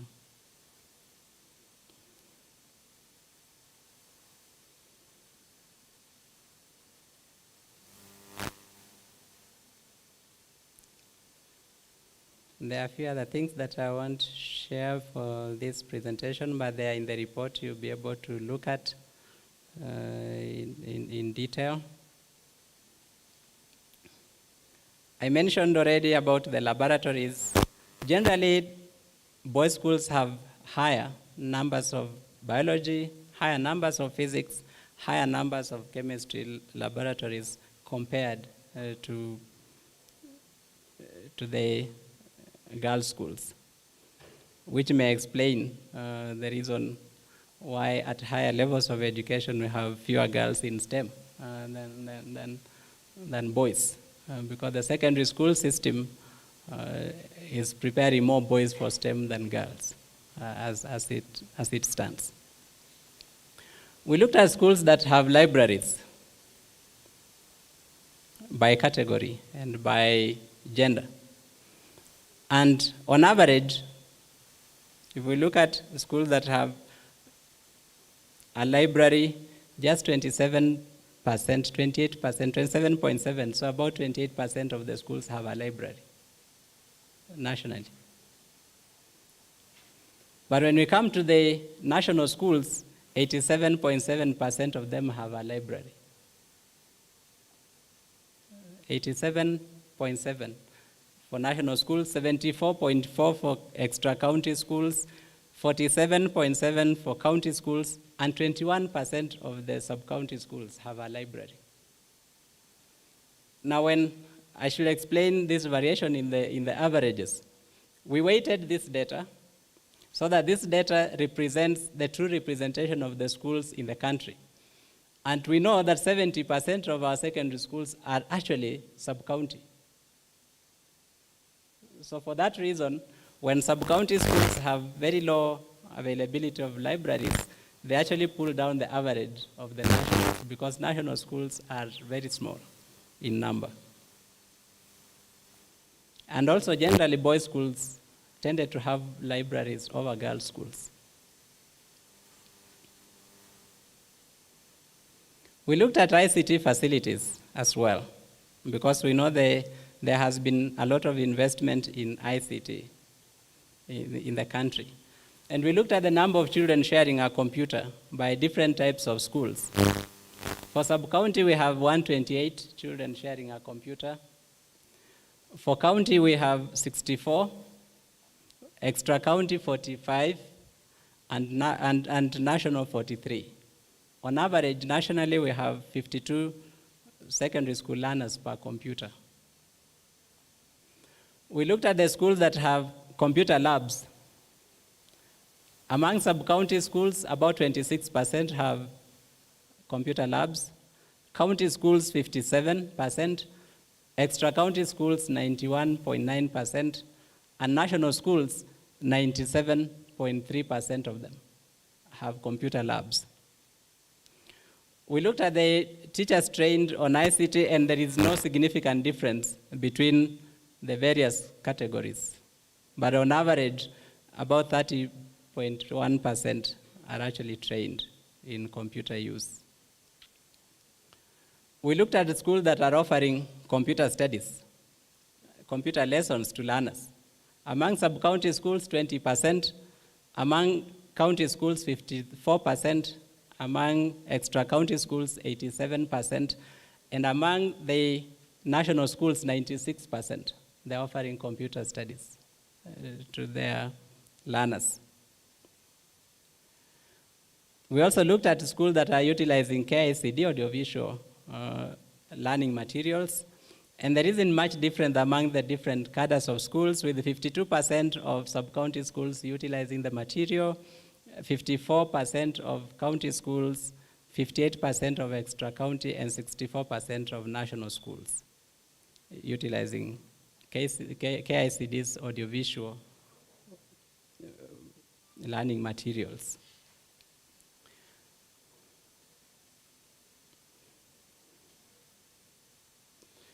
The government has spent money to train teachers on digital literacy. And so we checked the percentages of teachers that have actually been trained on digital literacy. And for sub-county schools, it's 20%. For county schools, 29%. Extra-county schools, 19%. And national schools, 28.8%. So average nationally, 25% of the teachers have been trained on DLP.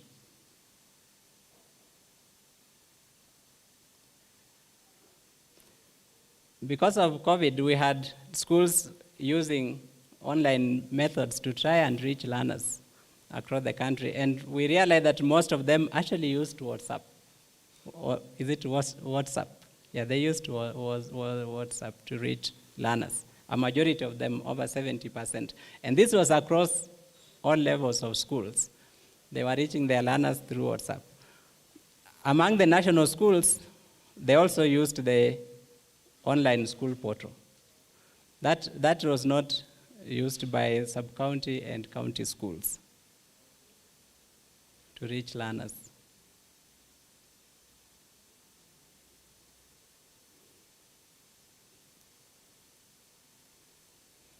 We looked at a few school health issues that were important.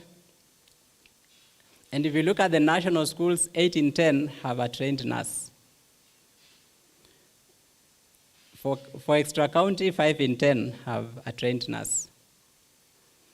But for county and sub-county schools, actually for county schools, it is 3 in 10 schools that have a trained nurse.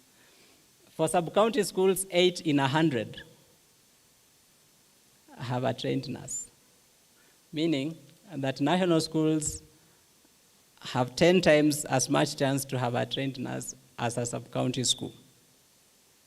And that is regardless of the status, whether it is day or boarding. Remember, we asked this question also because we were carrying out this survey during COVID time, when schools were expected to respond in the event that there is a case of COVID in the school, but this is the reality of the numbers that those school managers had to contend with. We checked whether schools had school clinics, and on average, 21% of the schools had a clinic in the school. But boys' schools tended to have more clinics, 41% of the boys' schools, and only 6.9% of the girls' schools had clinics.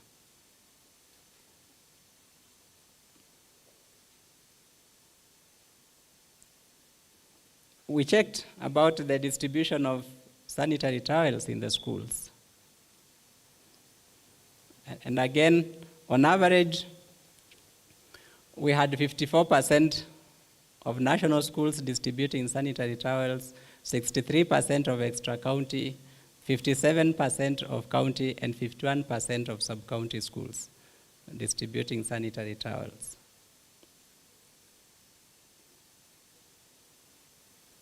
So we'll see that there isn't much difference among the cadres of schools in terms of whether they distributed sanitary towels to girls for free or not.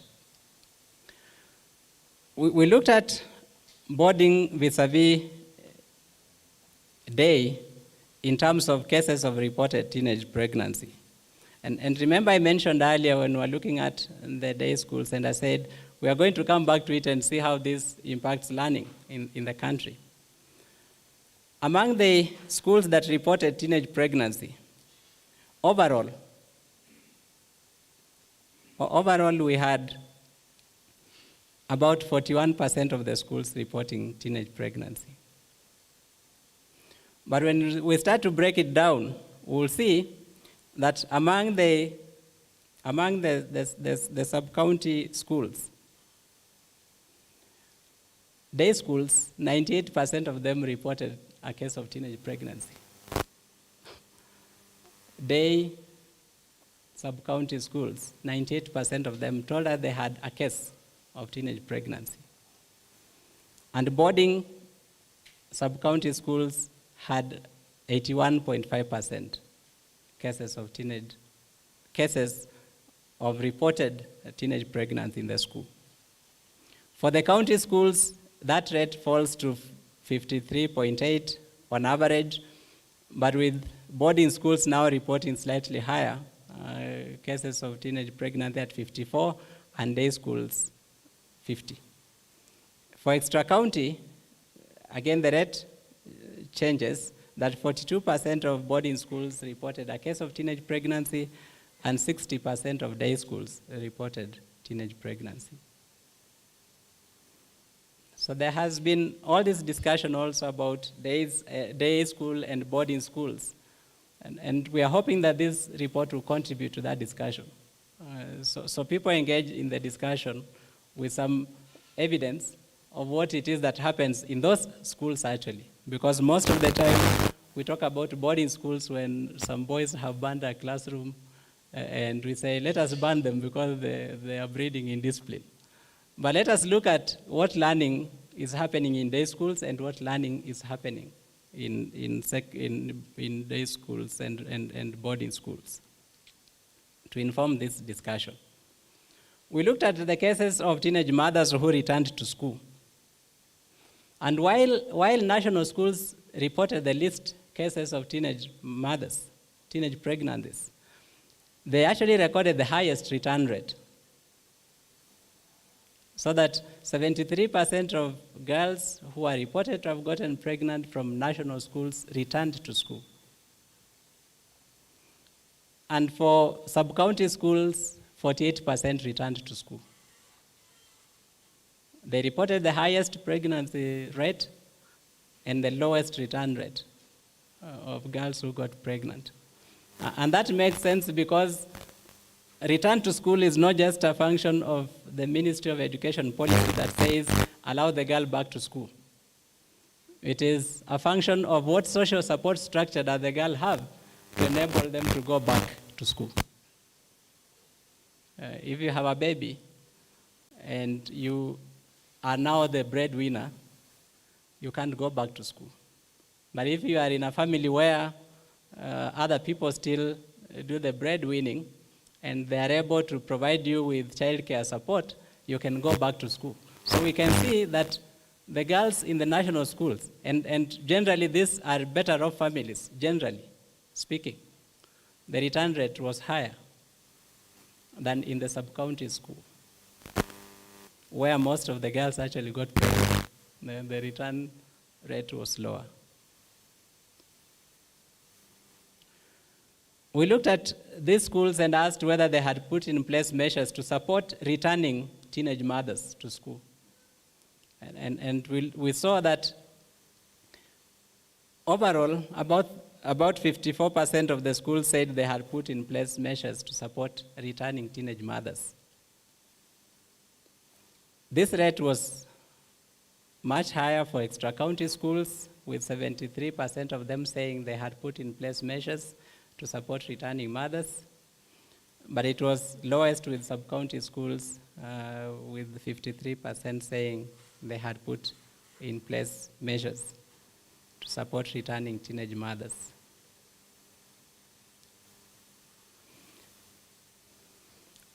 We asked them about cases of sexual and gender-based violence and whether during the long vacation any of their children, of their learners had reported such a cases.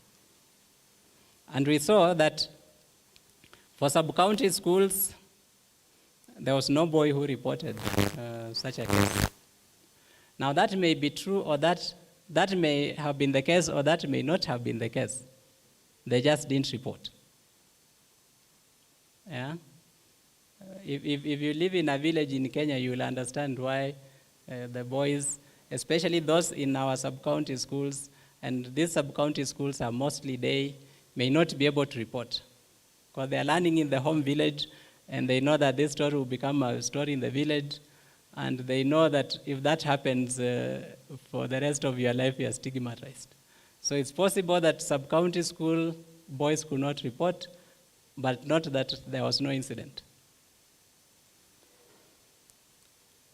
For county schools, we had, of course, more cases of girls who reported than boys, with just about 5% of the boys reporting and about 20% of the girls reporting. On average, nationally, about 8% of the learners reported cases of sexual and gender-based violence having been perpetrated towards them during the long vacation, the enforced vacation during the COVID time. We asked these schools whether they had instituted measures to protect children from sexual and gender-based violence. And on average, 39% of the schools said yes. But among the schools that said yes, boys' schools were 49%. Boys' schools, 49% of them said they had put in place measures. Girls' schools, about 45%, and mixed schools had the lowest rate, saying of about 36% saying they had put in place measures to protect learners from sexual and gender-based violence. So we looked at the average number of KCSE candidates that schools had in 2020. And on average, schools had 87 candidates each. But sub-county schools had the lowest number of 78, and national schools had an average number of 259 candidates that sat the exams. Let me step back a bit and explain how we got to this. We went to the schools and interviewed the schools. We collected data on the school facilities, we observed and took notes, but we also asked for the 2020 KCSE results. And then we asked for the entry marks of all those learners to enable us analyze whether schools, some of these schools were adding value to learners or they were subtracting value from learners. Because we wanted to see, most of the time when you talk to the head teachers of this small school, the sub-county schools, most of them will tell you, we get very low entry marks, and so we cannot be able to compete in national KCSE with the bigger schools because we admit low, people who have already scored very low marks. But we have controlled for entry marks and analysis and seen that the category of the school that you attend contributes much more to your final grade than the entry marks. So that excuse of we admit low marks at entry point is no longer going to make sense to me, at least after this. And I hope it doesn't make sense to everyone else here. When you engage with principals and they tell you, we admitted low entry marks, that is not the entire story of why the schools are not doing well. So we did some regression on these scores. And this is where I want to summarize the marks, the findings that we got. And you can reflect on these findings against the background that I have shared. The first thing that we found from the regression that we did was that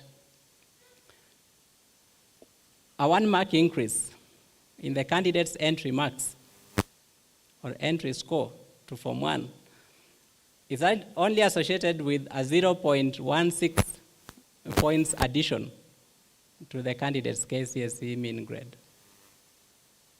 Contributes very little, 0.16 of a point. So if you take two candidates, one had scored 300 marks and another scored 301, the one who has scored 301, if you control for all other variables, is supposed to score 0.16 points above the one who scored 300 at Form 4. We looked at the learners to teacher ratios, and we saw that when that ratio gets worse by 1 unit, then there will be a decline in the learner's grade by 1.04 points. So the teachers are important in that when the teacher class, the teacher pupil ratio gets worse, the scores get worse in Form 4.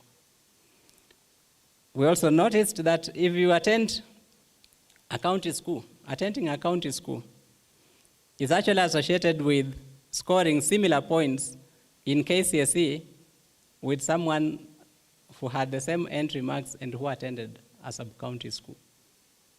There isn't a big difference, a significant difference in the performance between learners attending county schools and those attending sub-county schools. But we learned that if you attend an extra county school, that is associated with scoring at least 2.5 points more in KCSE than someone who attended a sub-county school. You had the same marks in KCPE, you come from similar backgrounds, we have taken all the other circumstances into account. On the account of one being in an extra county school and the other being in a sub-county school, we expect the one in the extra county school to score 2.5 points more in KCSE. If one attends a national school, we expect them to score 5.4 points more compared to the one in the sub-county school, having taken into account all the other variables. Attending a boarding school, and this is interesting, is actually associated with scoring 7.67 points more than the person who attended a day school of equal cadre. I know that I will be asked a lot of questions about this, but this is the data and it's available. People can analyze it on their own if they don't believe. But if you took two children who scored the same marks in KCPE, who have the same background and support structure, and took them to two different schools that have similar facilities, but one is day and the other is boarding, the one in boarding will score 7.67 points more in KCSE.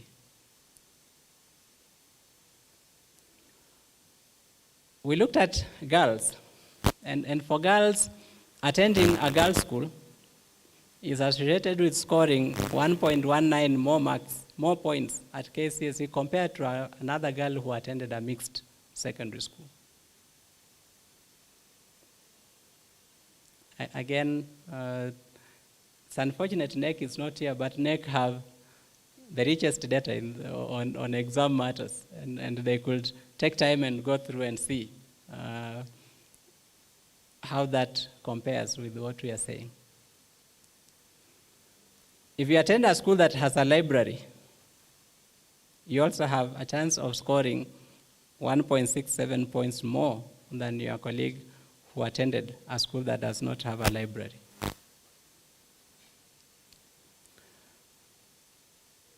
The issue of the TSC teachers, if there is a change in the proportion of TSC teachers by one unit in a school, it is actually associated with 7.48 more points in KCSE for the learner. So that is very important. And I hope that I'm happy the Ministry of Education is here, and TSC is here. It is actually much more important to invest in teacher recruitment than in infrastructure. Yeah. We need to invest in increasing the numbers of teachers and motivating them, because they have more impact on results than any of the infrastructural things we have looked at. The most prime time for performance of a head teacher in a school, the best time for the principals, as we have looked at the results, is the principals who have served between 5 and 8 years, but in different schools. That is associated with 14.2 more points for the learners in KCSE. A principal has served 5 to 8 years in the same school as principal, in the same school, is actually associated with 4.76 points less on the mean score of the learners. So it will be important to determine how long principals should stay in schools when they are deployed. I have said a lot of things and I want to stop here. and give the program back to Frank. Thank you.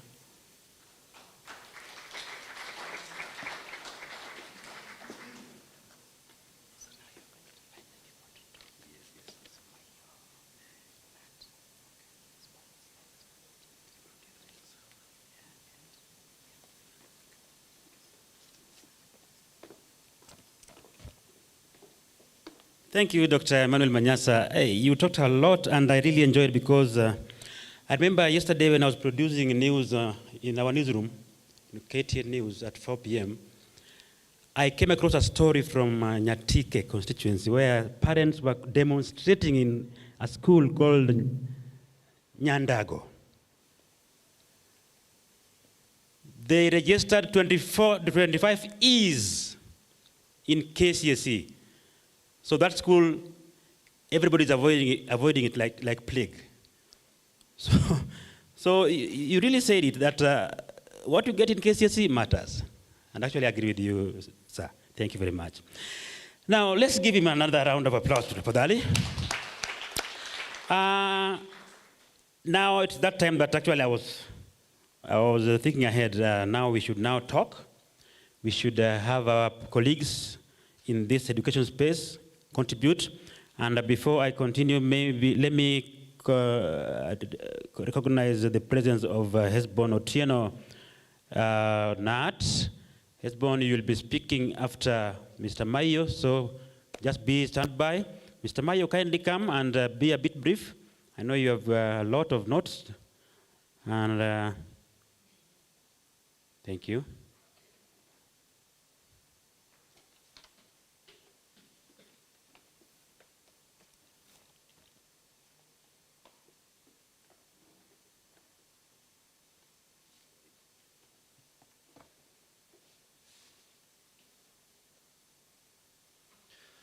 Yeah, thank you so much, Brother Frank.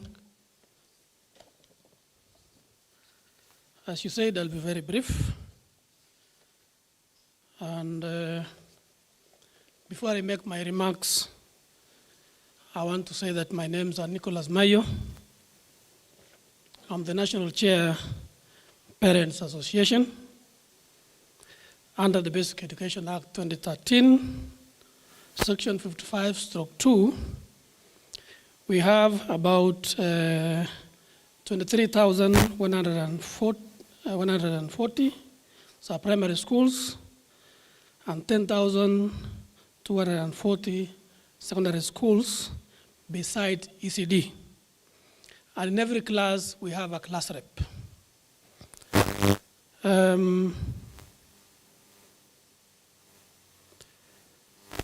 I was thinking aloud, since we don't have class reps in ECD, so I think it's a high time we should have one.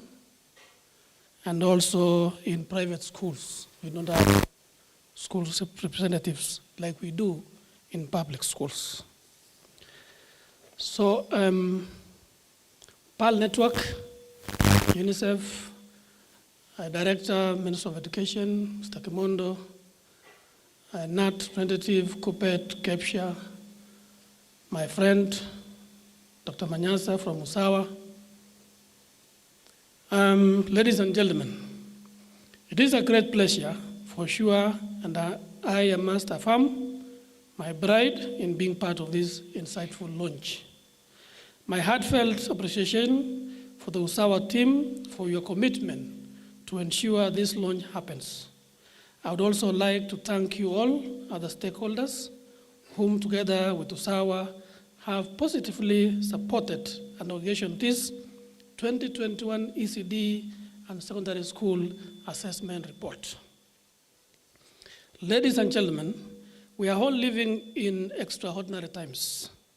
We have rudimentarily mandate to protect our children in the way they interact and live as a fundamental way of supporting their education and ultimately building a healthy, stable society.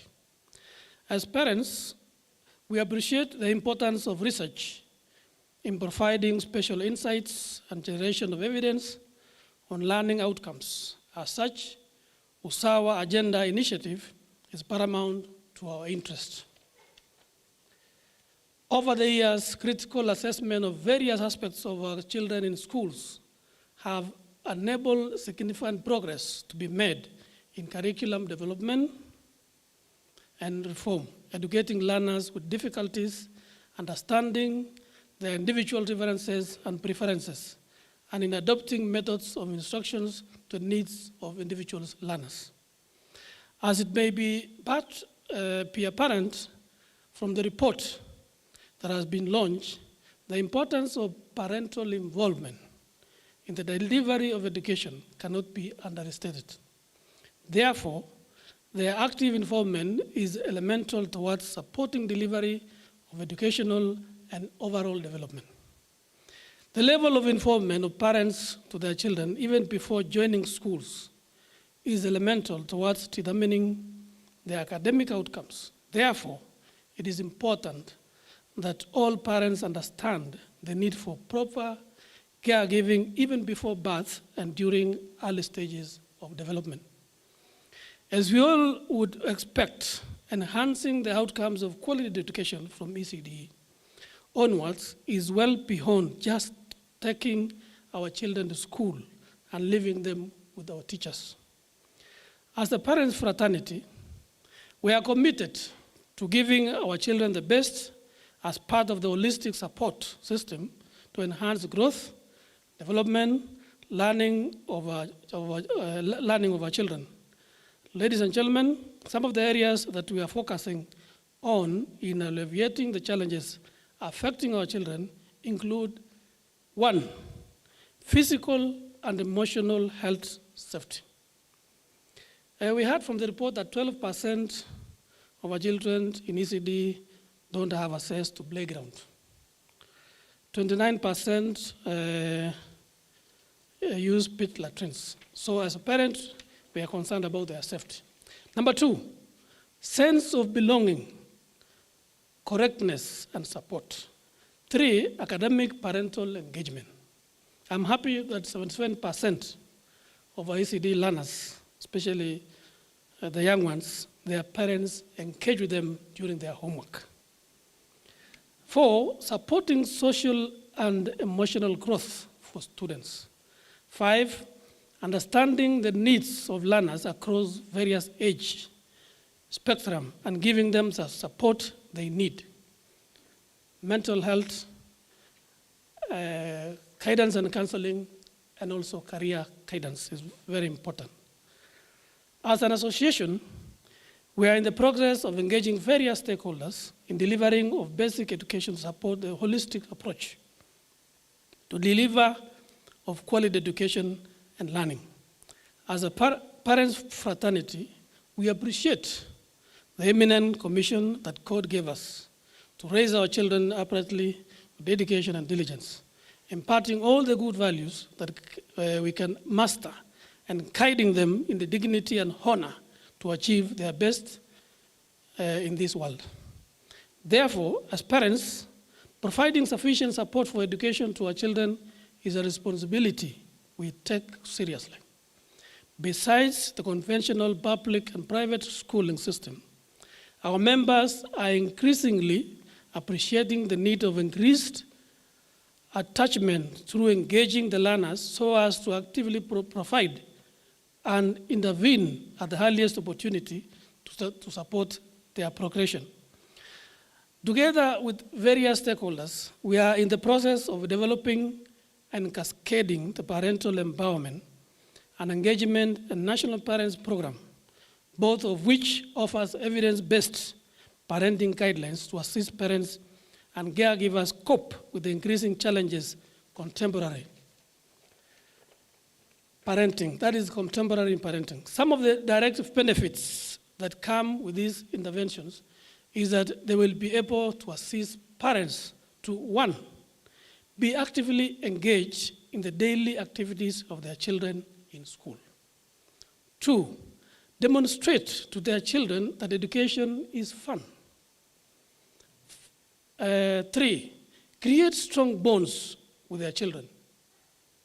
During our research, we found out that 22% only of our parents are friends with their children.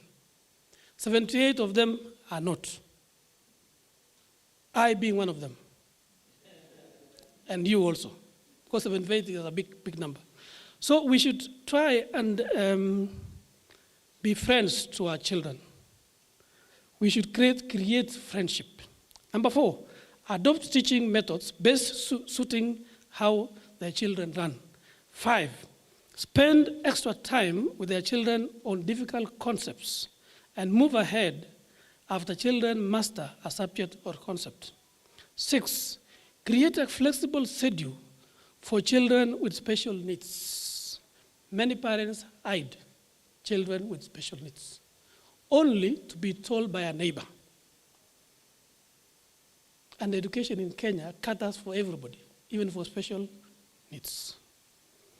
Number 7, provide religious and ethical instructions for their children.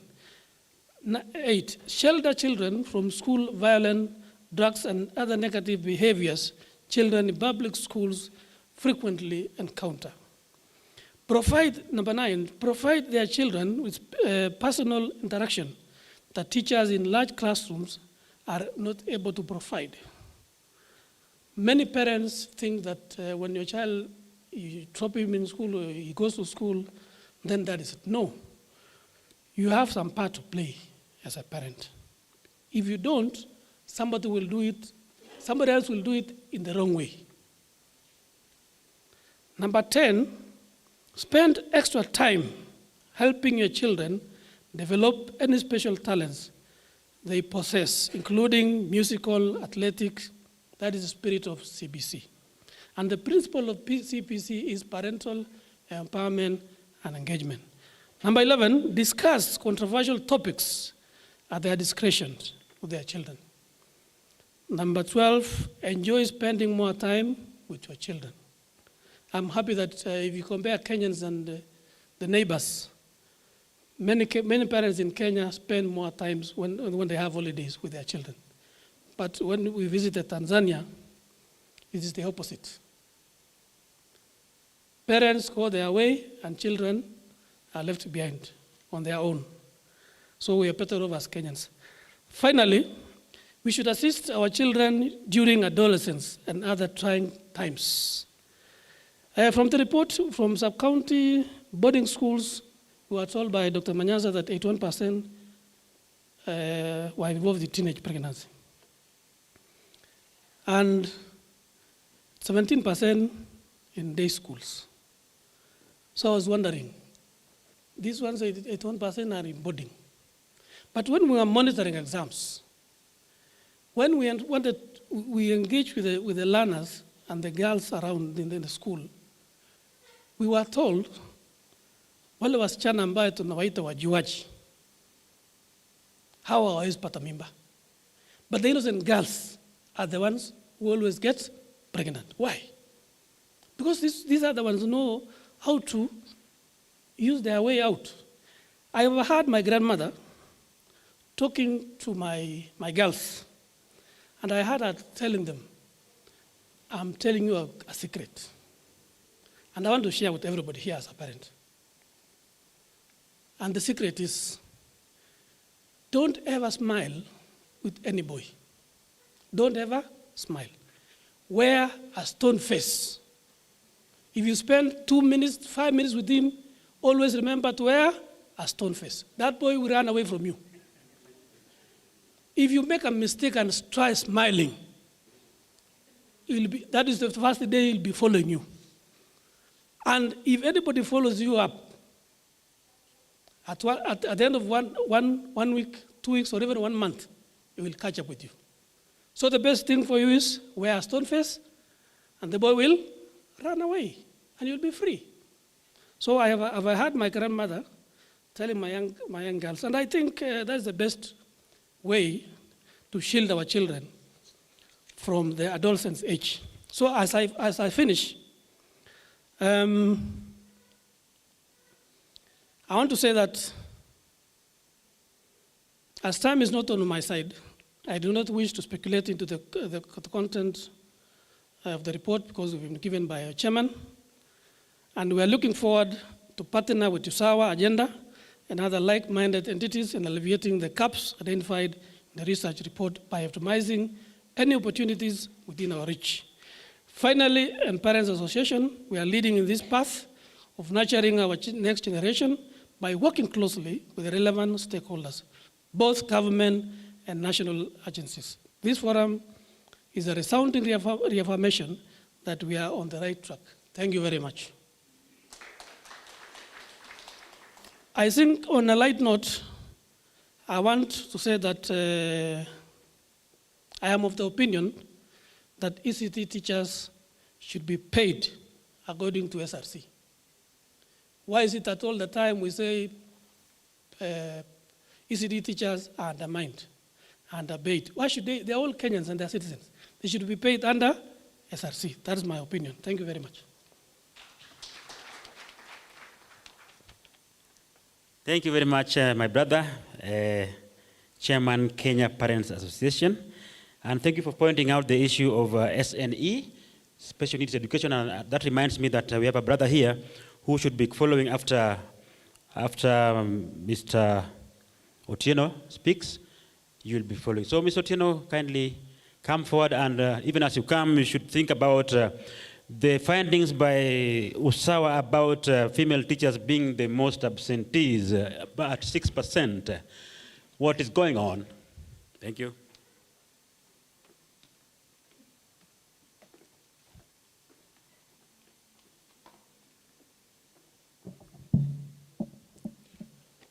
Good afternoon, everyone.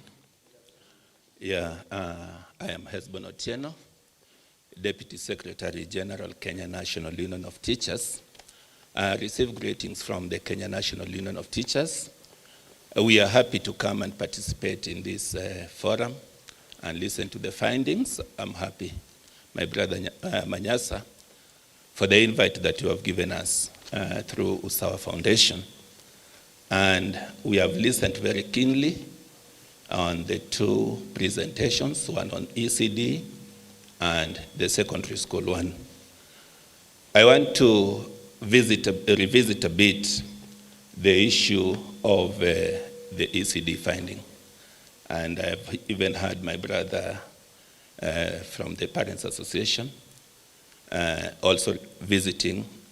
And I think this is where we start and this is where the foundation is. And I'm happy the chairman of Kunopet, my brother Lawrence Otunga, you have grown up very well to represent the ECDE teachers, being my student in trade unionism. I'm proud, and I heard your presentation. I should say that this is where we have the foundation. And we have had a lot of discussion. I see the government trying to pressurize Kenya National Union of Teachers to mostly concentrate on primary education. But I want to say that our prospect is wide. We look at early childhood education, we look at primary education, and we also look at secondary education. And so in ECDE, even in the development of the Act and even the policy, we have really been engaged. We have participated through public participation, and we have given our views. Strongly, what I want us to bring out in the early childhood education is that we should really relook at the management. Let us not shy, because it is part of education. And maybe that is why I would at times say that BBI, with the war that was put on it, it was opening up an aspect of liberalizing early childhood education. Because we felt a lot needed to be reviewed in terms of early childhood education being considered as part of basic education, and management of early childhood education being taken to the mainstream government. And that is what we still are championing for. So that the politics that come up with the devolution and management of early childhood education can be evaded, and we open up where teachers in early childhood education can be considered fully professional, we are burying our heads in the sand and we are cheating ourselves. You go to some of the counties, they are using school dropouts to teach in the early childhood education. Yet we are saying that the Teacher Service Commission should approve of who should teach in the class. But they are still using these people. Political employment is still going on, where people are employed based on who they support in the county governments to be taken to early childhood education. So even as we are saying the act is there, the THC has been given their mandate, we really need to come out and say, let education go back to the main government so that they can employ. So that the Teacher Service Commission can also be allowed not only to register the early childhood education teachers, but also to offer them employment under one umbrella. Where when the schemes of service, as it has been said here, is coming out to be rolled out, then these same schemes of service can be controlled under one employer. I know it is a matter of resources that have been devolved. If we would look at this thing and the revision is done, then resources can still come back to the national government so that we can streamline this sector. And the schemes of service will work and we'll have a good way of managing the sector and not just employing any Dick, Tom, and Harry to work in the ECDE sector. Also, when we talk about the issues of management of ECDE and the good laws that we are putting in place, have we considered the issue of monitoring and evaluation? Follow up to the laws, the good laws and policies that we put in place. Do we have good quality assurance? That we have officers going around to ensure that the qualities that we need in our early childhood centers are applicable. These are things that should really come out, and we should really discuss and debate about them. And there's no beating about in the bush. If we miss it at the foundation level, it cannot work at the rooftop. And so we should just come out and discuss this. It is time. And that is why researches are done. We do research so that we come up with findings. Findings should not be put into the drawers. They should be applied by the necessary stakeholders. That is why we have almost every other stakeholder here: Ministry of Education, Teacher Service Commission, the unions, civil societies. Every person is here.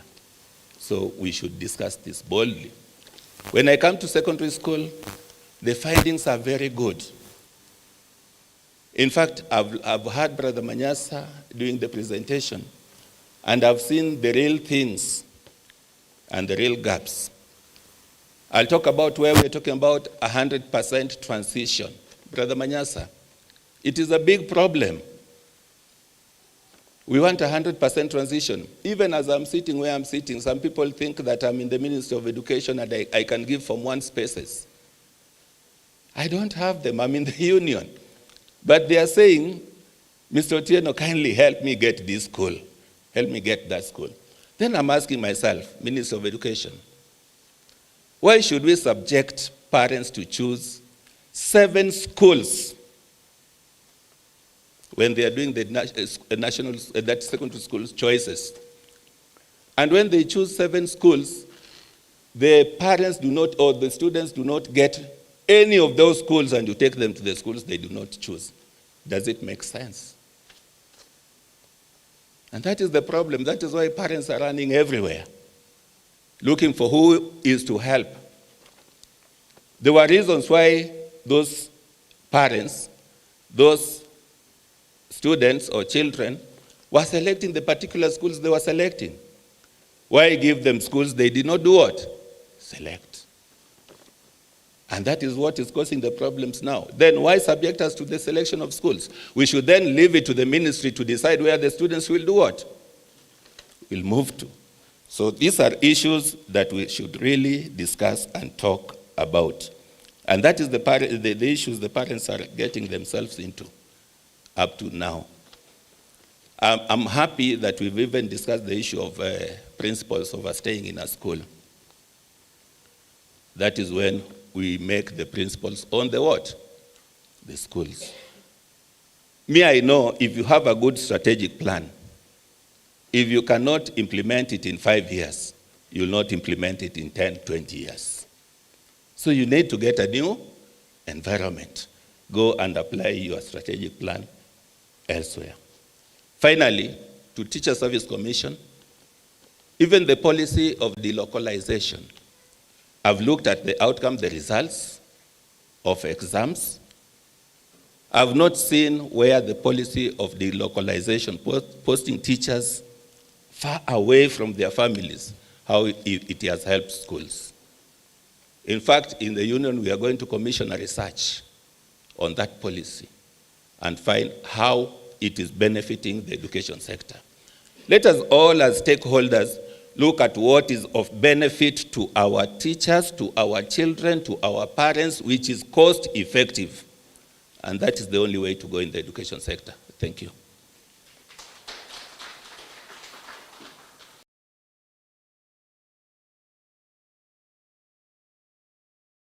To declare that we are not in any way related with him. I'm just Otieno, but he's Otieno, but we're in the same education space where we articulate issues to do with the education matters. And he's raised an issue here that reminds me about how the Minister of Interior is very strict about a police officer overstaying in a station somewhere. So I think it's high time maybe TSC also looked at that issue to assess how it is affecting operations and so on.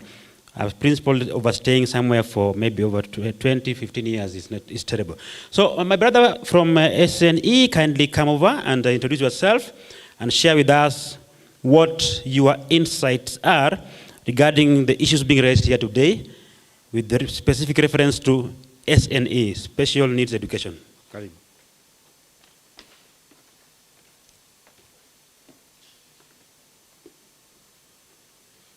Thank you very much, Mr. Otieno, all the guests. Let me take this chance to appreciate that I've been given a chance. My name is John Muga, representing the director, KISE, Dr. Norman Kiogora, at this point. I've been listening to the two presentations and the response coming from those of us who have been able to come in front here. And let me appreciate Mr. Mayo for the parents, because he remembered to mention special needs for the first time since we started this morning. A lot about education has been talked, have been spoken, a lot of findings have been presented, and recommendations given. I was worried there, wondering, how about children with special needs? KISE is a semi-autonomous government agency that is mandated to deal with matters special needs education. The basic education curriculum framework requires that all children with special needs must undergo functional assessment for the purpose of school placement, because we need to place them in what I would call least restrictive environments, the most appropriate placement. Some of them will fit in regular schools, some of them will fit in special schools, some of them will even not follow the regular curriculum, but will require specialized curriculum, like those ones that follow the foundations pathway, that special education pathway that will require that they do not, they go according to age-based pathway. That is, they can join school at any age depending on their abilities. With this, we must appreciate that we cannot talk about education without mentioning learners with special needs. It is, for many years, before the current CBC, children with special needs have always been ignored. There was not even a curriculum for them. Now that the curriculum is there, every study conducted in this country needs to have some findings. How is the situation of learners with special needs at early childhood level in this country? Maybe as we think about the findings presented for early childhood education here, we need to think and analyze every point in line with the categories of learners in our schools. Maybe for us to get clear points, clear direction here, I would really request uwezo,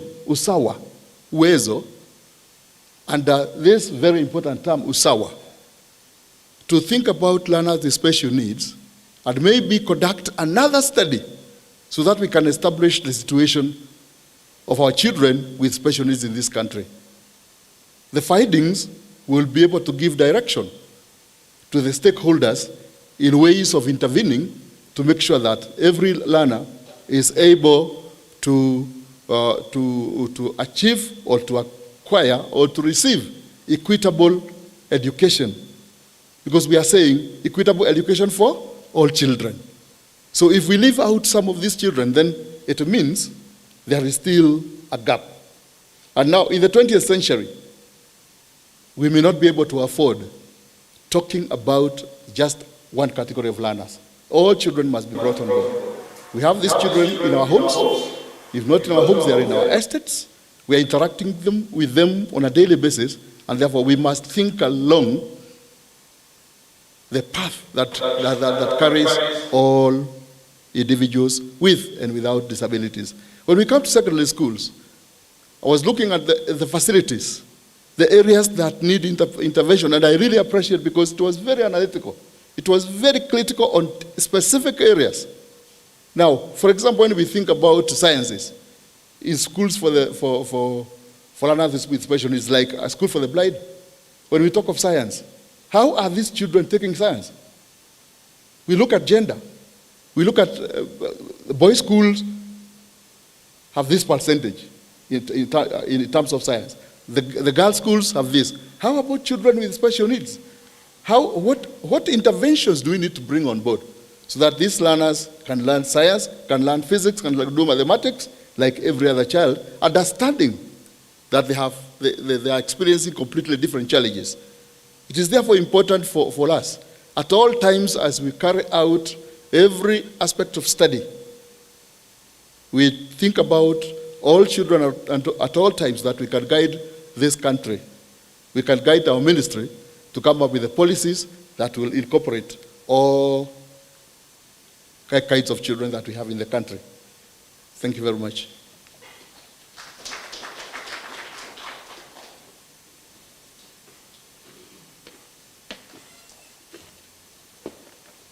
Asante, thank you very much. In our midst, we were supposed to be having also Professor, the DVC St. Paul's University, but is ably represented here by Mika Ajuoga. Do we have that person here? Yes, lest I be accused of just inviting men only, now let me invite a lady. Thank you, karibu madam. Karibu, karibu.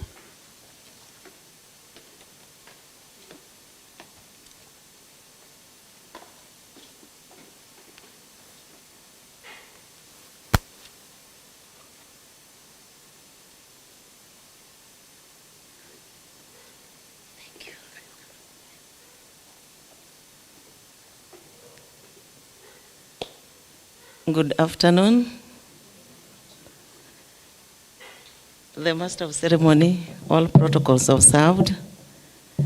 I'm here to give a very short remark, and I'll start by introducing myself. My name is Milka Ajuoga. I'm a senior lecturer at St. Paul's University.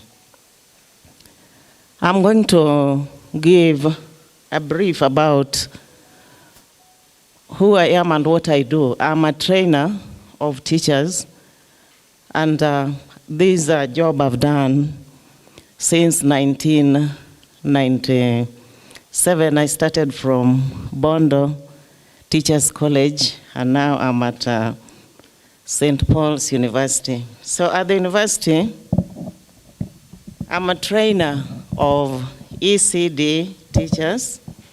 I also train secondary school teachers in the portfolio of special needs education and the general bachelor's and diploma. So my comment will start with the recommendations which was given from the empirical studies which was presented by Esther. The last sentence Madam Esther talked about is retooling teachers to create thinkers rather than reproducers of knowledge. So as I was seated down there, my concern was this report, here we are, and where are we going in education? So my concern is about the CBC, competency-based curriculum, and the 100% transition, the impact we are seeing, especially in the secondary school. So I zeroed in to look at these reports, looking at the teacher. The teacher is the key agent. And who is the teacher in the 21st century? In the 21st century of competency-based, the role of the teacher is seen as an architect of new generation, also responsible to build personality of modern citizens. CBC is critically addressing the three domains of a human being: the cognitive, affective, and psychomotor. Before the CBC, the 844 is more inclined towards the cognitive part of it, which has come out very clearly in the empirical study done for the secondary, which has just been presented by Mr. Mugasia. We are seeing clearly the comparative contrasts in the different categories of our schools. At the end of it, the many questions which are being posed by everybody, brought out very clearly by Mr. Otieno. Why are we choosing schools? Why are we having these schools? Why are we having so many these other things? Because what we are seeing on the ground is not what is actually supposed to be in the real sense. There's a lot of assumption. So when you're looking at the teacher, Madam Esther brought it out very clearly that retooling where? I picked one area, and it cascades to both. Let me just say, for the early years education, both primary, pre-primary, primary, and secondary. Capacity of the teacher, the use of ICT. It is the song on the land now. And it has been said clearly here that WhatsApp is outstandingly used everywhere, to the extent it has become an official platform in education.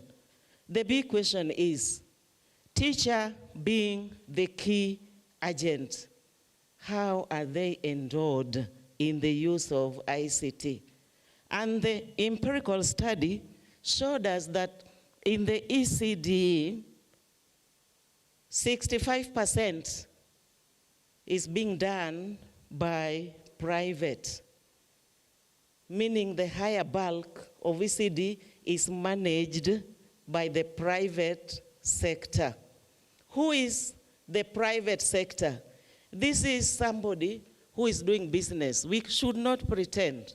When you start the school, nobody is starting the school to help the society. They are starting the school to make money. And they want to see how are we making money. The sad part of it, 65% where the formation stage of the child takes place is neglected. I'm using quotes, is neglected. Why? By basing my facts on what I've had here, Mr. Tunga said that even the supervisors who are supposed to be supervising the ECDE do not know much about ECDE. They are not qualified. And to some extent, to a great extent, I agree with him because in 2018, I carried out an empirical research in Homa Bay. I'm saying that because I published it. It is there in the journals.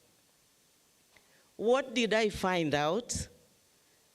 Somehow, what Mr. Tunga was saying, I saw it. Whenever I would go into any ECD center, primary, then at that corner, ECD center, very far from the primary school, I asked them, why are children put from very far side and you are this side? The answer I got was, they are making noise. That was the answer everywhere. We put them there to make noise. And in wisdom, CBC has come out with one of the competencies called communication, to teach children how to communicate. I do teaching practice. When I walk into the ECD class, by the time I'm going for lunch, my eardrums are like this. I'm feeling like my brain, I'm now translating in mother tongue. I'm feeling like my brain is irritating. Why? Because in an ECD class, when you enter, the teacher changes the volume. Instead of saying, good morning, class, how do they say it? Good morning, class. And how do they reply? Till the person at Serena will hear what you are saying. What am I saying? Competency of communication. The teachers in primary school told me, I've never trained as an ECD teacher, but I'm the head teacher for that teacher in ECD. So they need retooling. They need to be retooled so that they accept that they are the leaders and also help teachers. Another thing, the 21st century competencies should be the concern, and this research, which is done by Osawa core values is evidence, innovation, and engagement. So they have done evidence for us. Now we need to build on innovation and engagement. Now these forces, or the 21st century skills that the CBC is propagating, the big question is, how is it embraced? And university is a silent voice.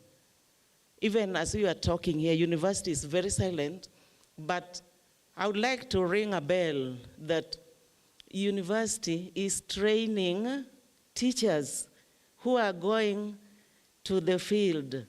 Not that the instructors, the facilitators at the university do not know what to be done, but where is the structure?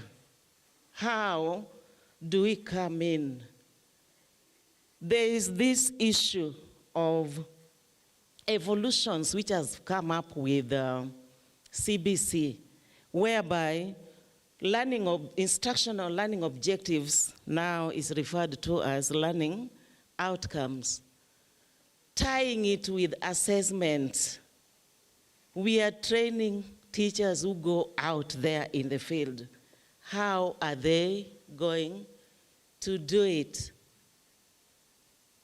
That is a question that USAWA should be thinking about parental involvement at the university. How are the programs? Are they reviewed in tandem with what the TSC is talking about? These forces we are talking about, are they reflected in the university curriculum? If the answer is no, then that is now where USAWA should put everything to be equitable. Then lastly, I don't take much time. The ECDE surely needs to be addressed. Why am I saying so? 47 governments giving 47 differentiated provisions. 47 governments giving 47 differentiated provisions. And this is the foundation of the nation. Personally, I would like to raise my voice that the ECD should go back to the streamline education. Thank you.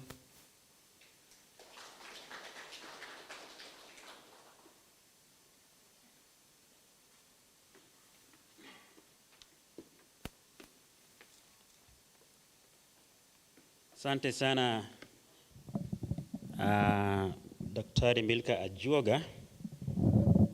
I wish you could stay here longer to tell us the meaning of Ajuoga, because where I come from is where you come from, and Ajuoga is a Luo name meaning a doctor. Yes, so you are a doctor. I don't know, you are just a doctor, I can see. Even the way you articulated issues here, the way you spoke to us, you have raised issues about our learning process. You've talked to us about the cognitive, affective, and psychomotor domains of learning. And you're very concerned, and your concerns are as good as ours, that while we want to keep ranking schools and we clap about the MINSCO and so on, we are simply stressing on the cognitive domain of learning and neglecting the affective and psychomotor, which right now I think the competency-based education is really stressing on. So thank you very much, Daktari, and I think we look forward to engaging more with you. Even in my show that is called Daula Elimu, I think I should invite you one day. You come and talk to the nation about the issues that you have raised here. In our midst, there's a gentleman that I want to invite to share with us. Before we are actually going to we are almost ending. We should be launching the secondary report, but before that, a gentleman from the University of Nairobi is here. Am I wrong? All right.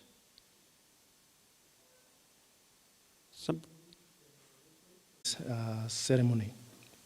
I want to thank USAWA for this invite, because it is a very key event in our education system.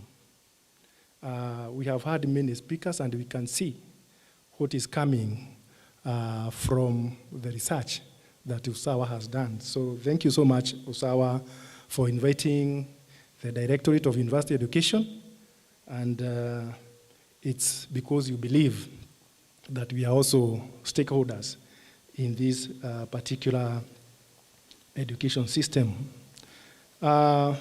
May I also say that I'm also very happy personally, because the issues that have come up today from the research that has been done by USAWA, especially for secondary school sector, are very important.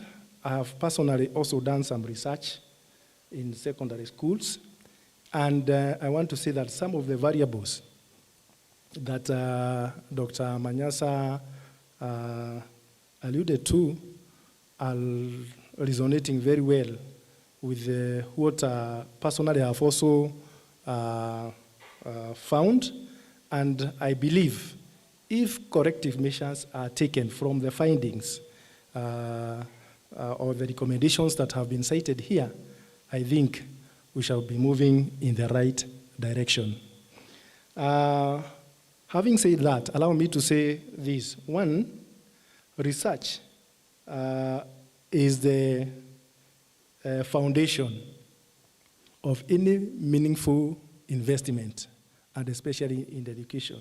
Whatever goes into the education sector in terms of resources and other things, research informs all that. So if we go to the opposite direction, it's because maybe we don't have information.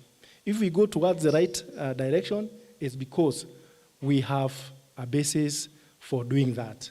So I want to commend USAWA for the initiative they are taking along that line. Let me also say that education is education at whatever level in the system, in our education system in the country. So why I say that is that I want to suggest to USAWA that if it is possible, or if they can expand their mandate, let you also come to universities. We are not in an ivory tower. After all, the children who have gone through the ECDE secondary, they transit to university. Ama namna gani? And when that one happens, if we shall not have looked into the university education, you can guess the type of people or the type of graduates we are likely to produce. So kindly see if there is a possibility for you to venture into university education. Give us the findings. I was very happy with Dr. here from St. Paul's University. You know, you touched where it matters. We can do a lot down there at the middle, but then our fruits up there may not be quality. So we are requesting that if it is possible, let it be done at university level. We are going to embrace what you come up with so that as we think of how now to incorporate the dynamics in our education, like now the CBC is coming, we need to say things from an informed point of view.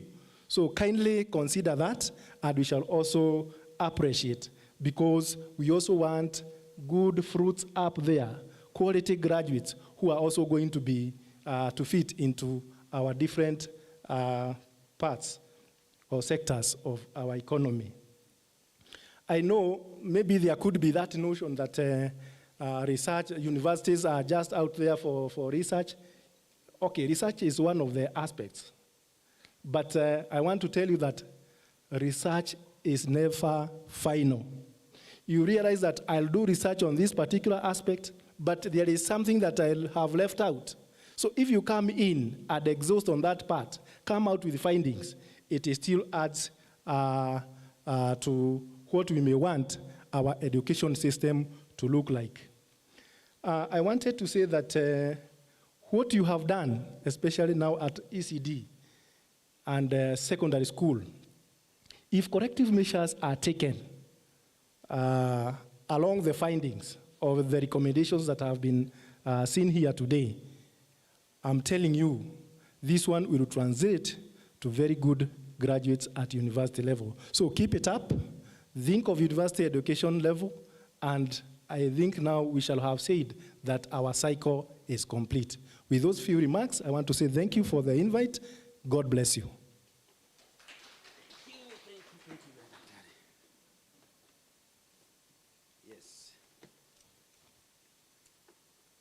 Thank you. Thank you, Dr.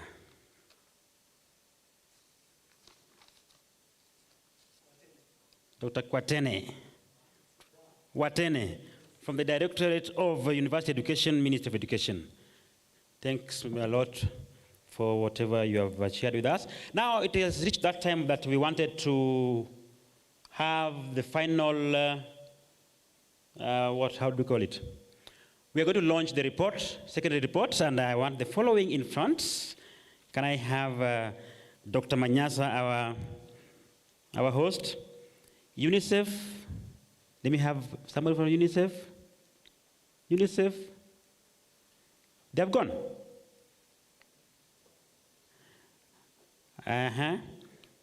Mr. Mayo, kindly come.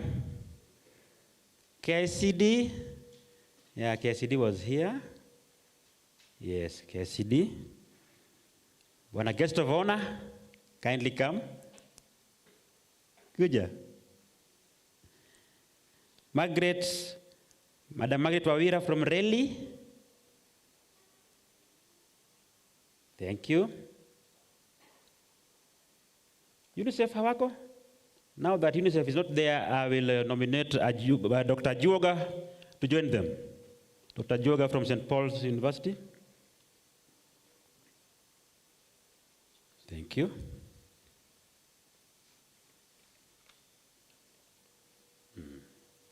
Dr. Manyasa, you can now tell us. You can talk about.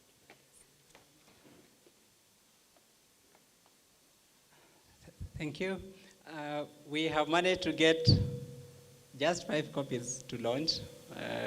They've been brought by our rider.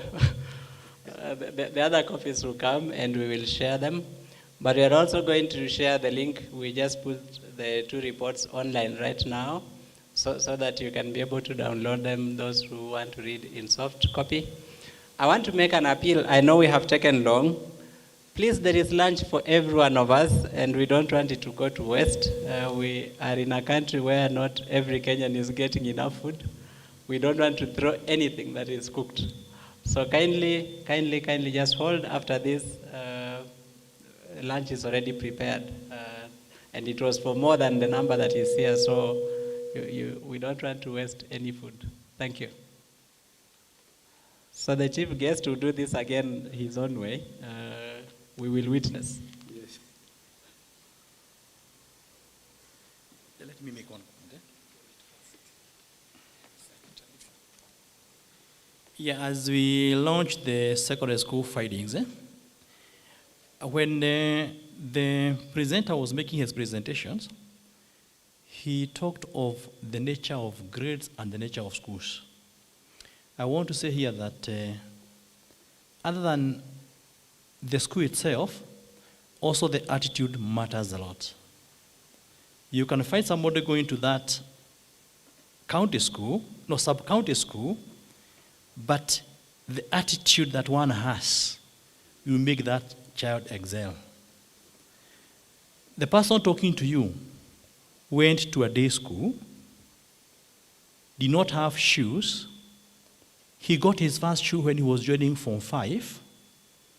But if it was now, all the media personalities would have come to our place to see the boy who topped, among the top in the old Murang'a County. I went through that system, went to the A-levels, did my first degree, and did my second degree, so I'm proud of it. Because I was motivated by the challenges I encountered when I was a young boy. I can tell you, my main aim of putting more effort in secondary was to have a black pair of shoes, which I got when I went to Form 5. You see, my motivation factor was a pair of shoes. When I got to Form 5, that is, when I got to the secondary, it was a pair of shoes and a blazer. I got the blazer when I went to Form 5, Form 6. Then when I was doing my A-levels, my motivation factor was to have a clean-shaven head at NYS. It happened. So when I was there, that's now when I was taking the degree to take and the like. So they can go to these small schools with very little marks, because mine was only 21 points of the KCPE. I got a Division 1, got 3 principals, and got my first degree and the second degree. So it is also important we look at some other factors. Otherwise, there are some who are there not because because they are there willingly, but because of the challenges that they have at home and they have to prove themselves. Right. Otherwise, thank you very much. I felt that I had to say this because the attitude matters a lot. You take another one with 410 to a national school, but that child will leave a D-. Sinikweli? a D minus. You saw the boy who got an A the other day at Kiamaina? He was in a small day school, though he had performed very well in the KCPE. Asanteni sana. So at this point, on behalf of the Director, Secondary School Education, we wish to launch the findings, and I want to thank the team very much. All the areas, as Otieno said, were fully covered. And we are going to expound much on this. And I want to tell you that we are going to get better results than we are getting once we become serious with our work. So who is going to help us so that we can come show you so that we can now officially launch the secondary school findings by Usawa.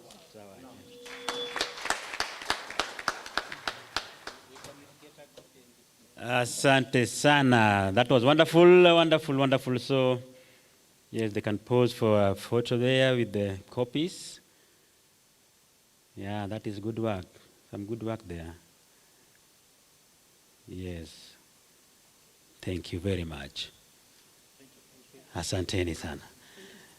Now, without much ado, let me invite Mr. Boaz Ochi to come and pass a vote of thanks, and then we call it a day. After that, we will have prayer from Sam Otieno. Thank you.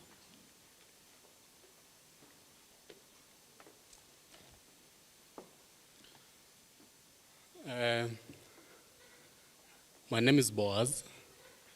I know we began well with almost full hall, but now we are a few handful because of the engagements that we all have. I wish to appreciate all of you for making time and coming for this launch of the two reports. And they are deep. They have so much insight that we've learned all through.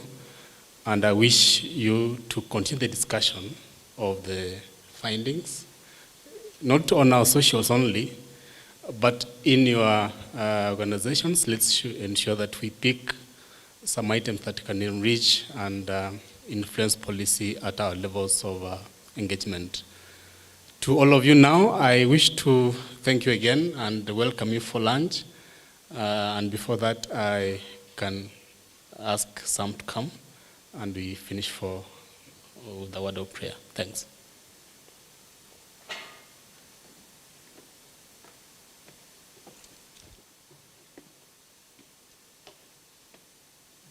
Thank you very much, Boaz. I trust that you've enjoyed the day and been able to learn a lot, but also go with a lot of things to reflect upon.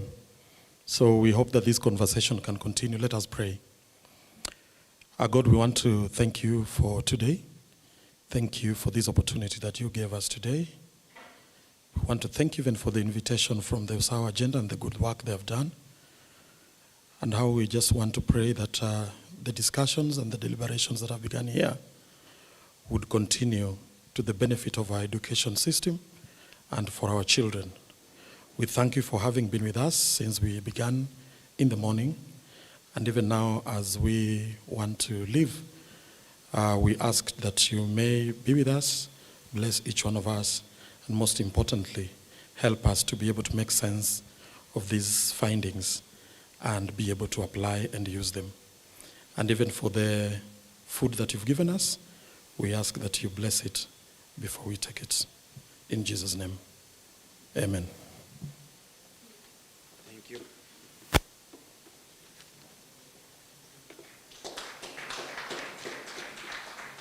I would say free secondary education arrangement has made many students access schools. But still the government needs to do more. You know, we are talking at a time when we know inflation has got up with all of us. After COVID, the prices of goods and services have gone up. So if we continue operating on the old budget of 22,000 shillings, probably it is not facilitating all the program the school needs to be facilitated.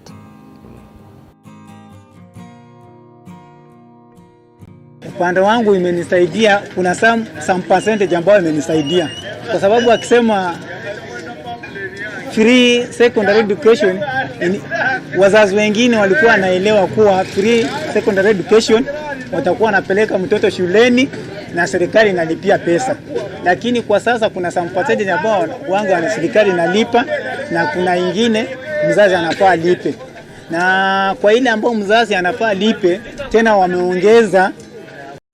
wameongeza sasa mzazi ana feel that there is no free education, kwa sababu ilikuwa supposed walipe 9,000 na shule day school, na shule zingine saizi wanalipa over 18,000. So I feel happy. My advice to the government is that they need to pump more resources in free secondary education. More resources must be pumped. A lot must be invested in it. More schools should be built. Those schools that are in the rural villages, they should be expanded and properly equipped so that those who are accessing those schools for free secondary education can be on the same level. A child who is going in a free secondary school in a village somewhere in Vihiga, where I come from, can be on the same level with a child who is attending Starehe boys school. They can be on the same level in matters of education. At times principals are forced to send students home so that they can get money for food and supplies. So that they can pay their suppliers. It is actually affecting. The economy is pressing the common mwananchi. So by bringing free primary and secondary education, the government did something good, and we celebrate that. But it's supposed to be also added, should add more effort, such that we are fully sponsored, or the students are fully sponsored to almost 80%. Because in some public schools and secondary schools, we can hear some contribution from parents. Not only secondary schools, also primary schools. There are also students paying some money, but we don't understand what is the money for. Maybe the heads or the principals could understand. But the government should come in fully to implement free, totally free primary and secondary education.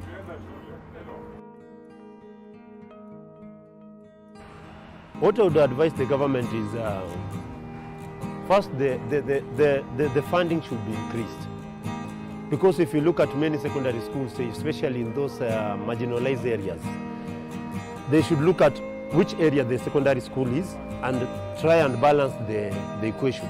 Because look at a school like in Siaya County, and you look at a school in Nairobi County. These are schools with different dynamics. So when you provide 60,000 to this school in Siaya County and come and provide 60,000 to the same school in Nairobi, you see the students here, there are so many. And the school there needs more funding and everything. So I would advise the government to increase the funding so that the schools are able to provide the right materials like the books and everything. And the teachers also are satisfied with the infrastructure and everything. So the funding should be increased. That is one advice.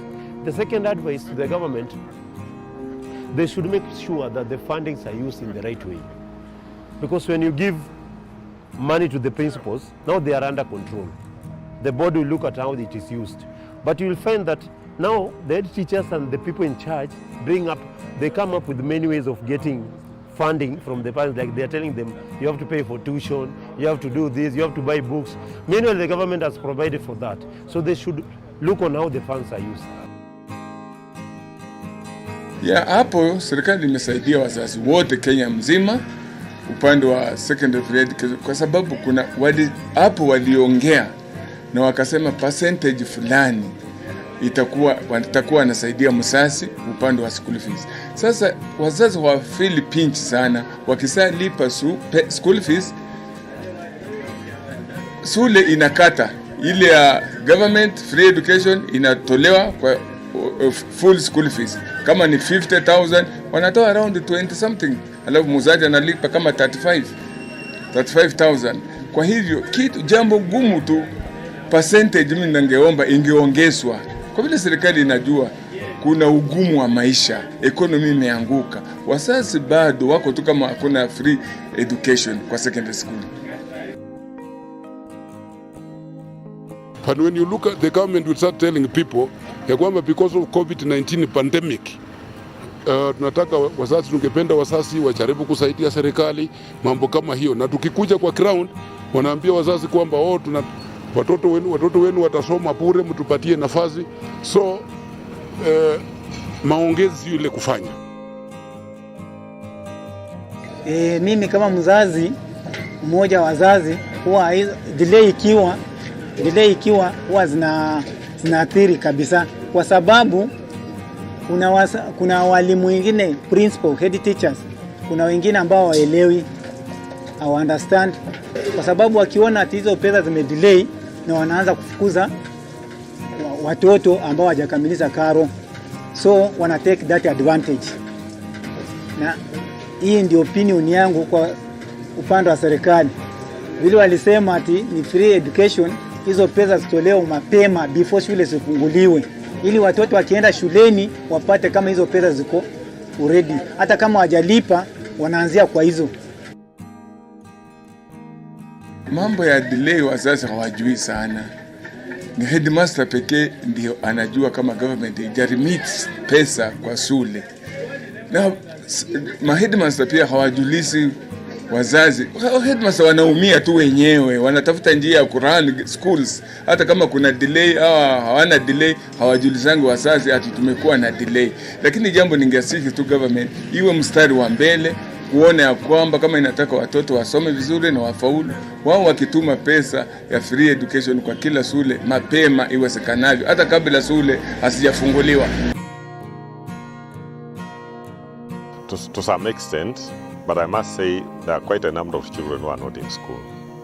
Because the truth is, no school is free. There are small things that the parent has to meet so that the child accesses school. There is the uniform aspect, which includes shoes and clothing. Then there is the lunch aspect. Many schools are not happy with the way parents are. You know, when parents hear education is free, some of them want to send their children to school without necessarily meeting the school levies. There are still school levies that are being made by parents, and that is inhibiting the free secondary aspect.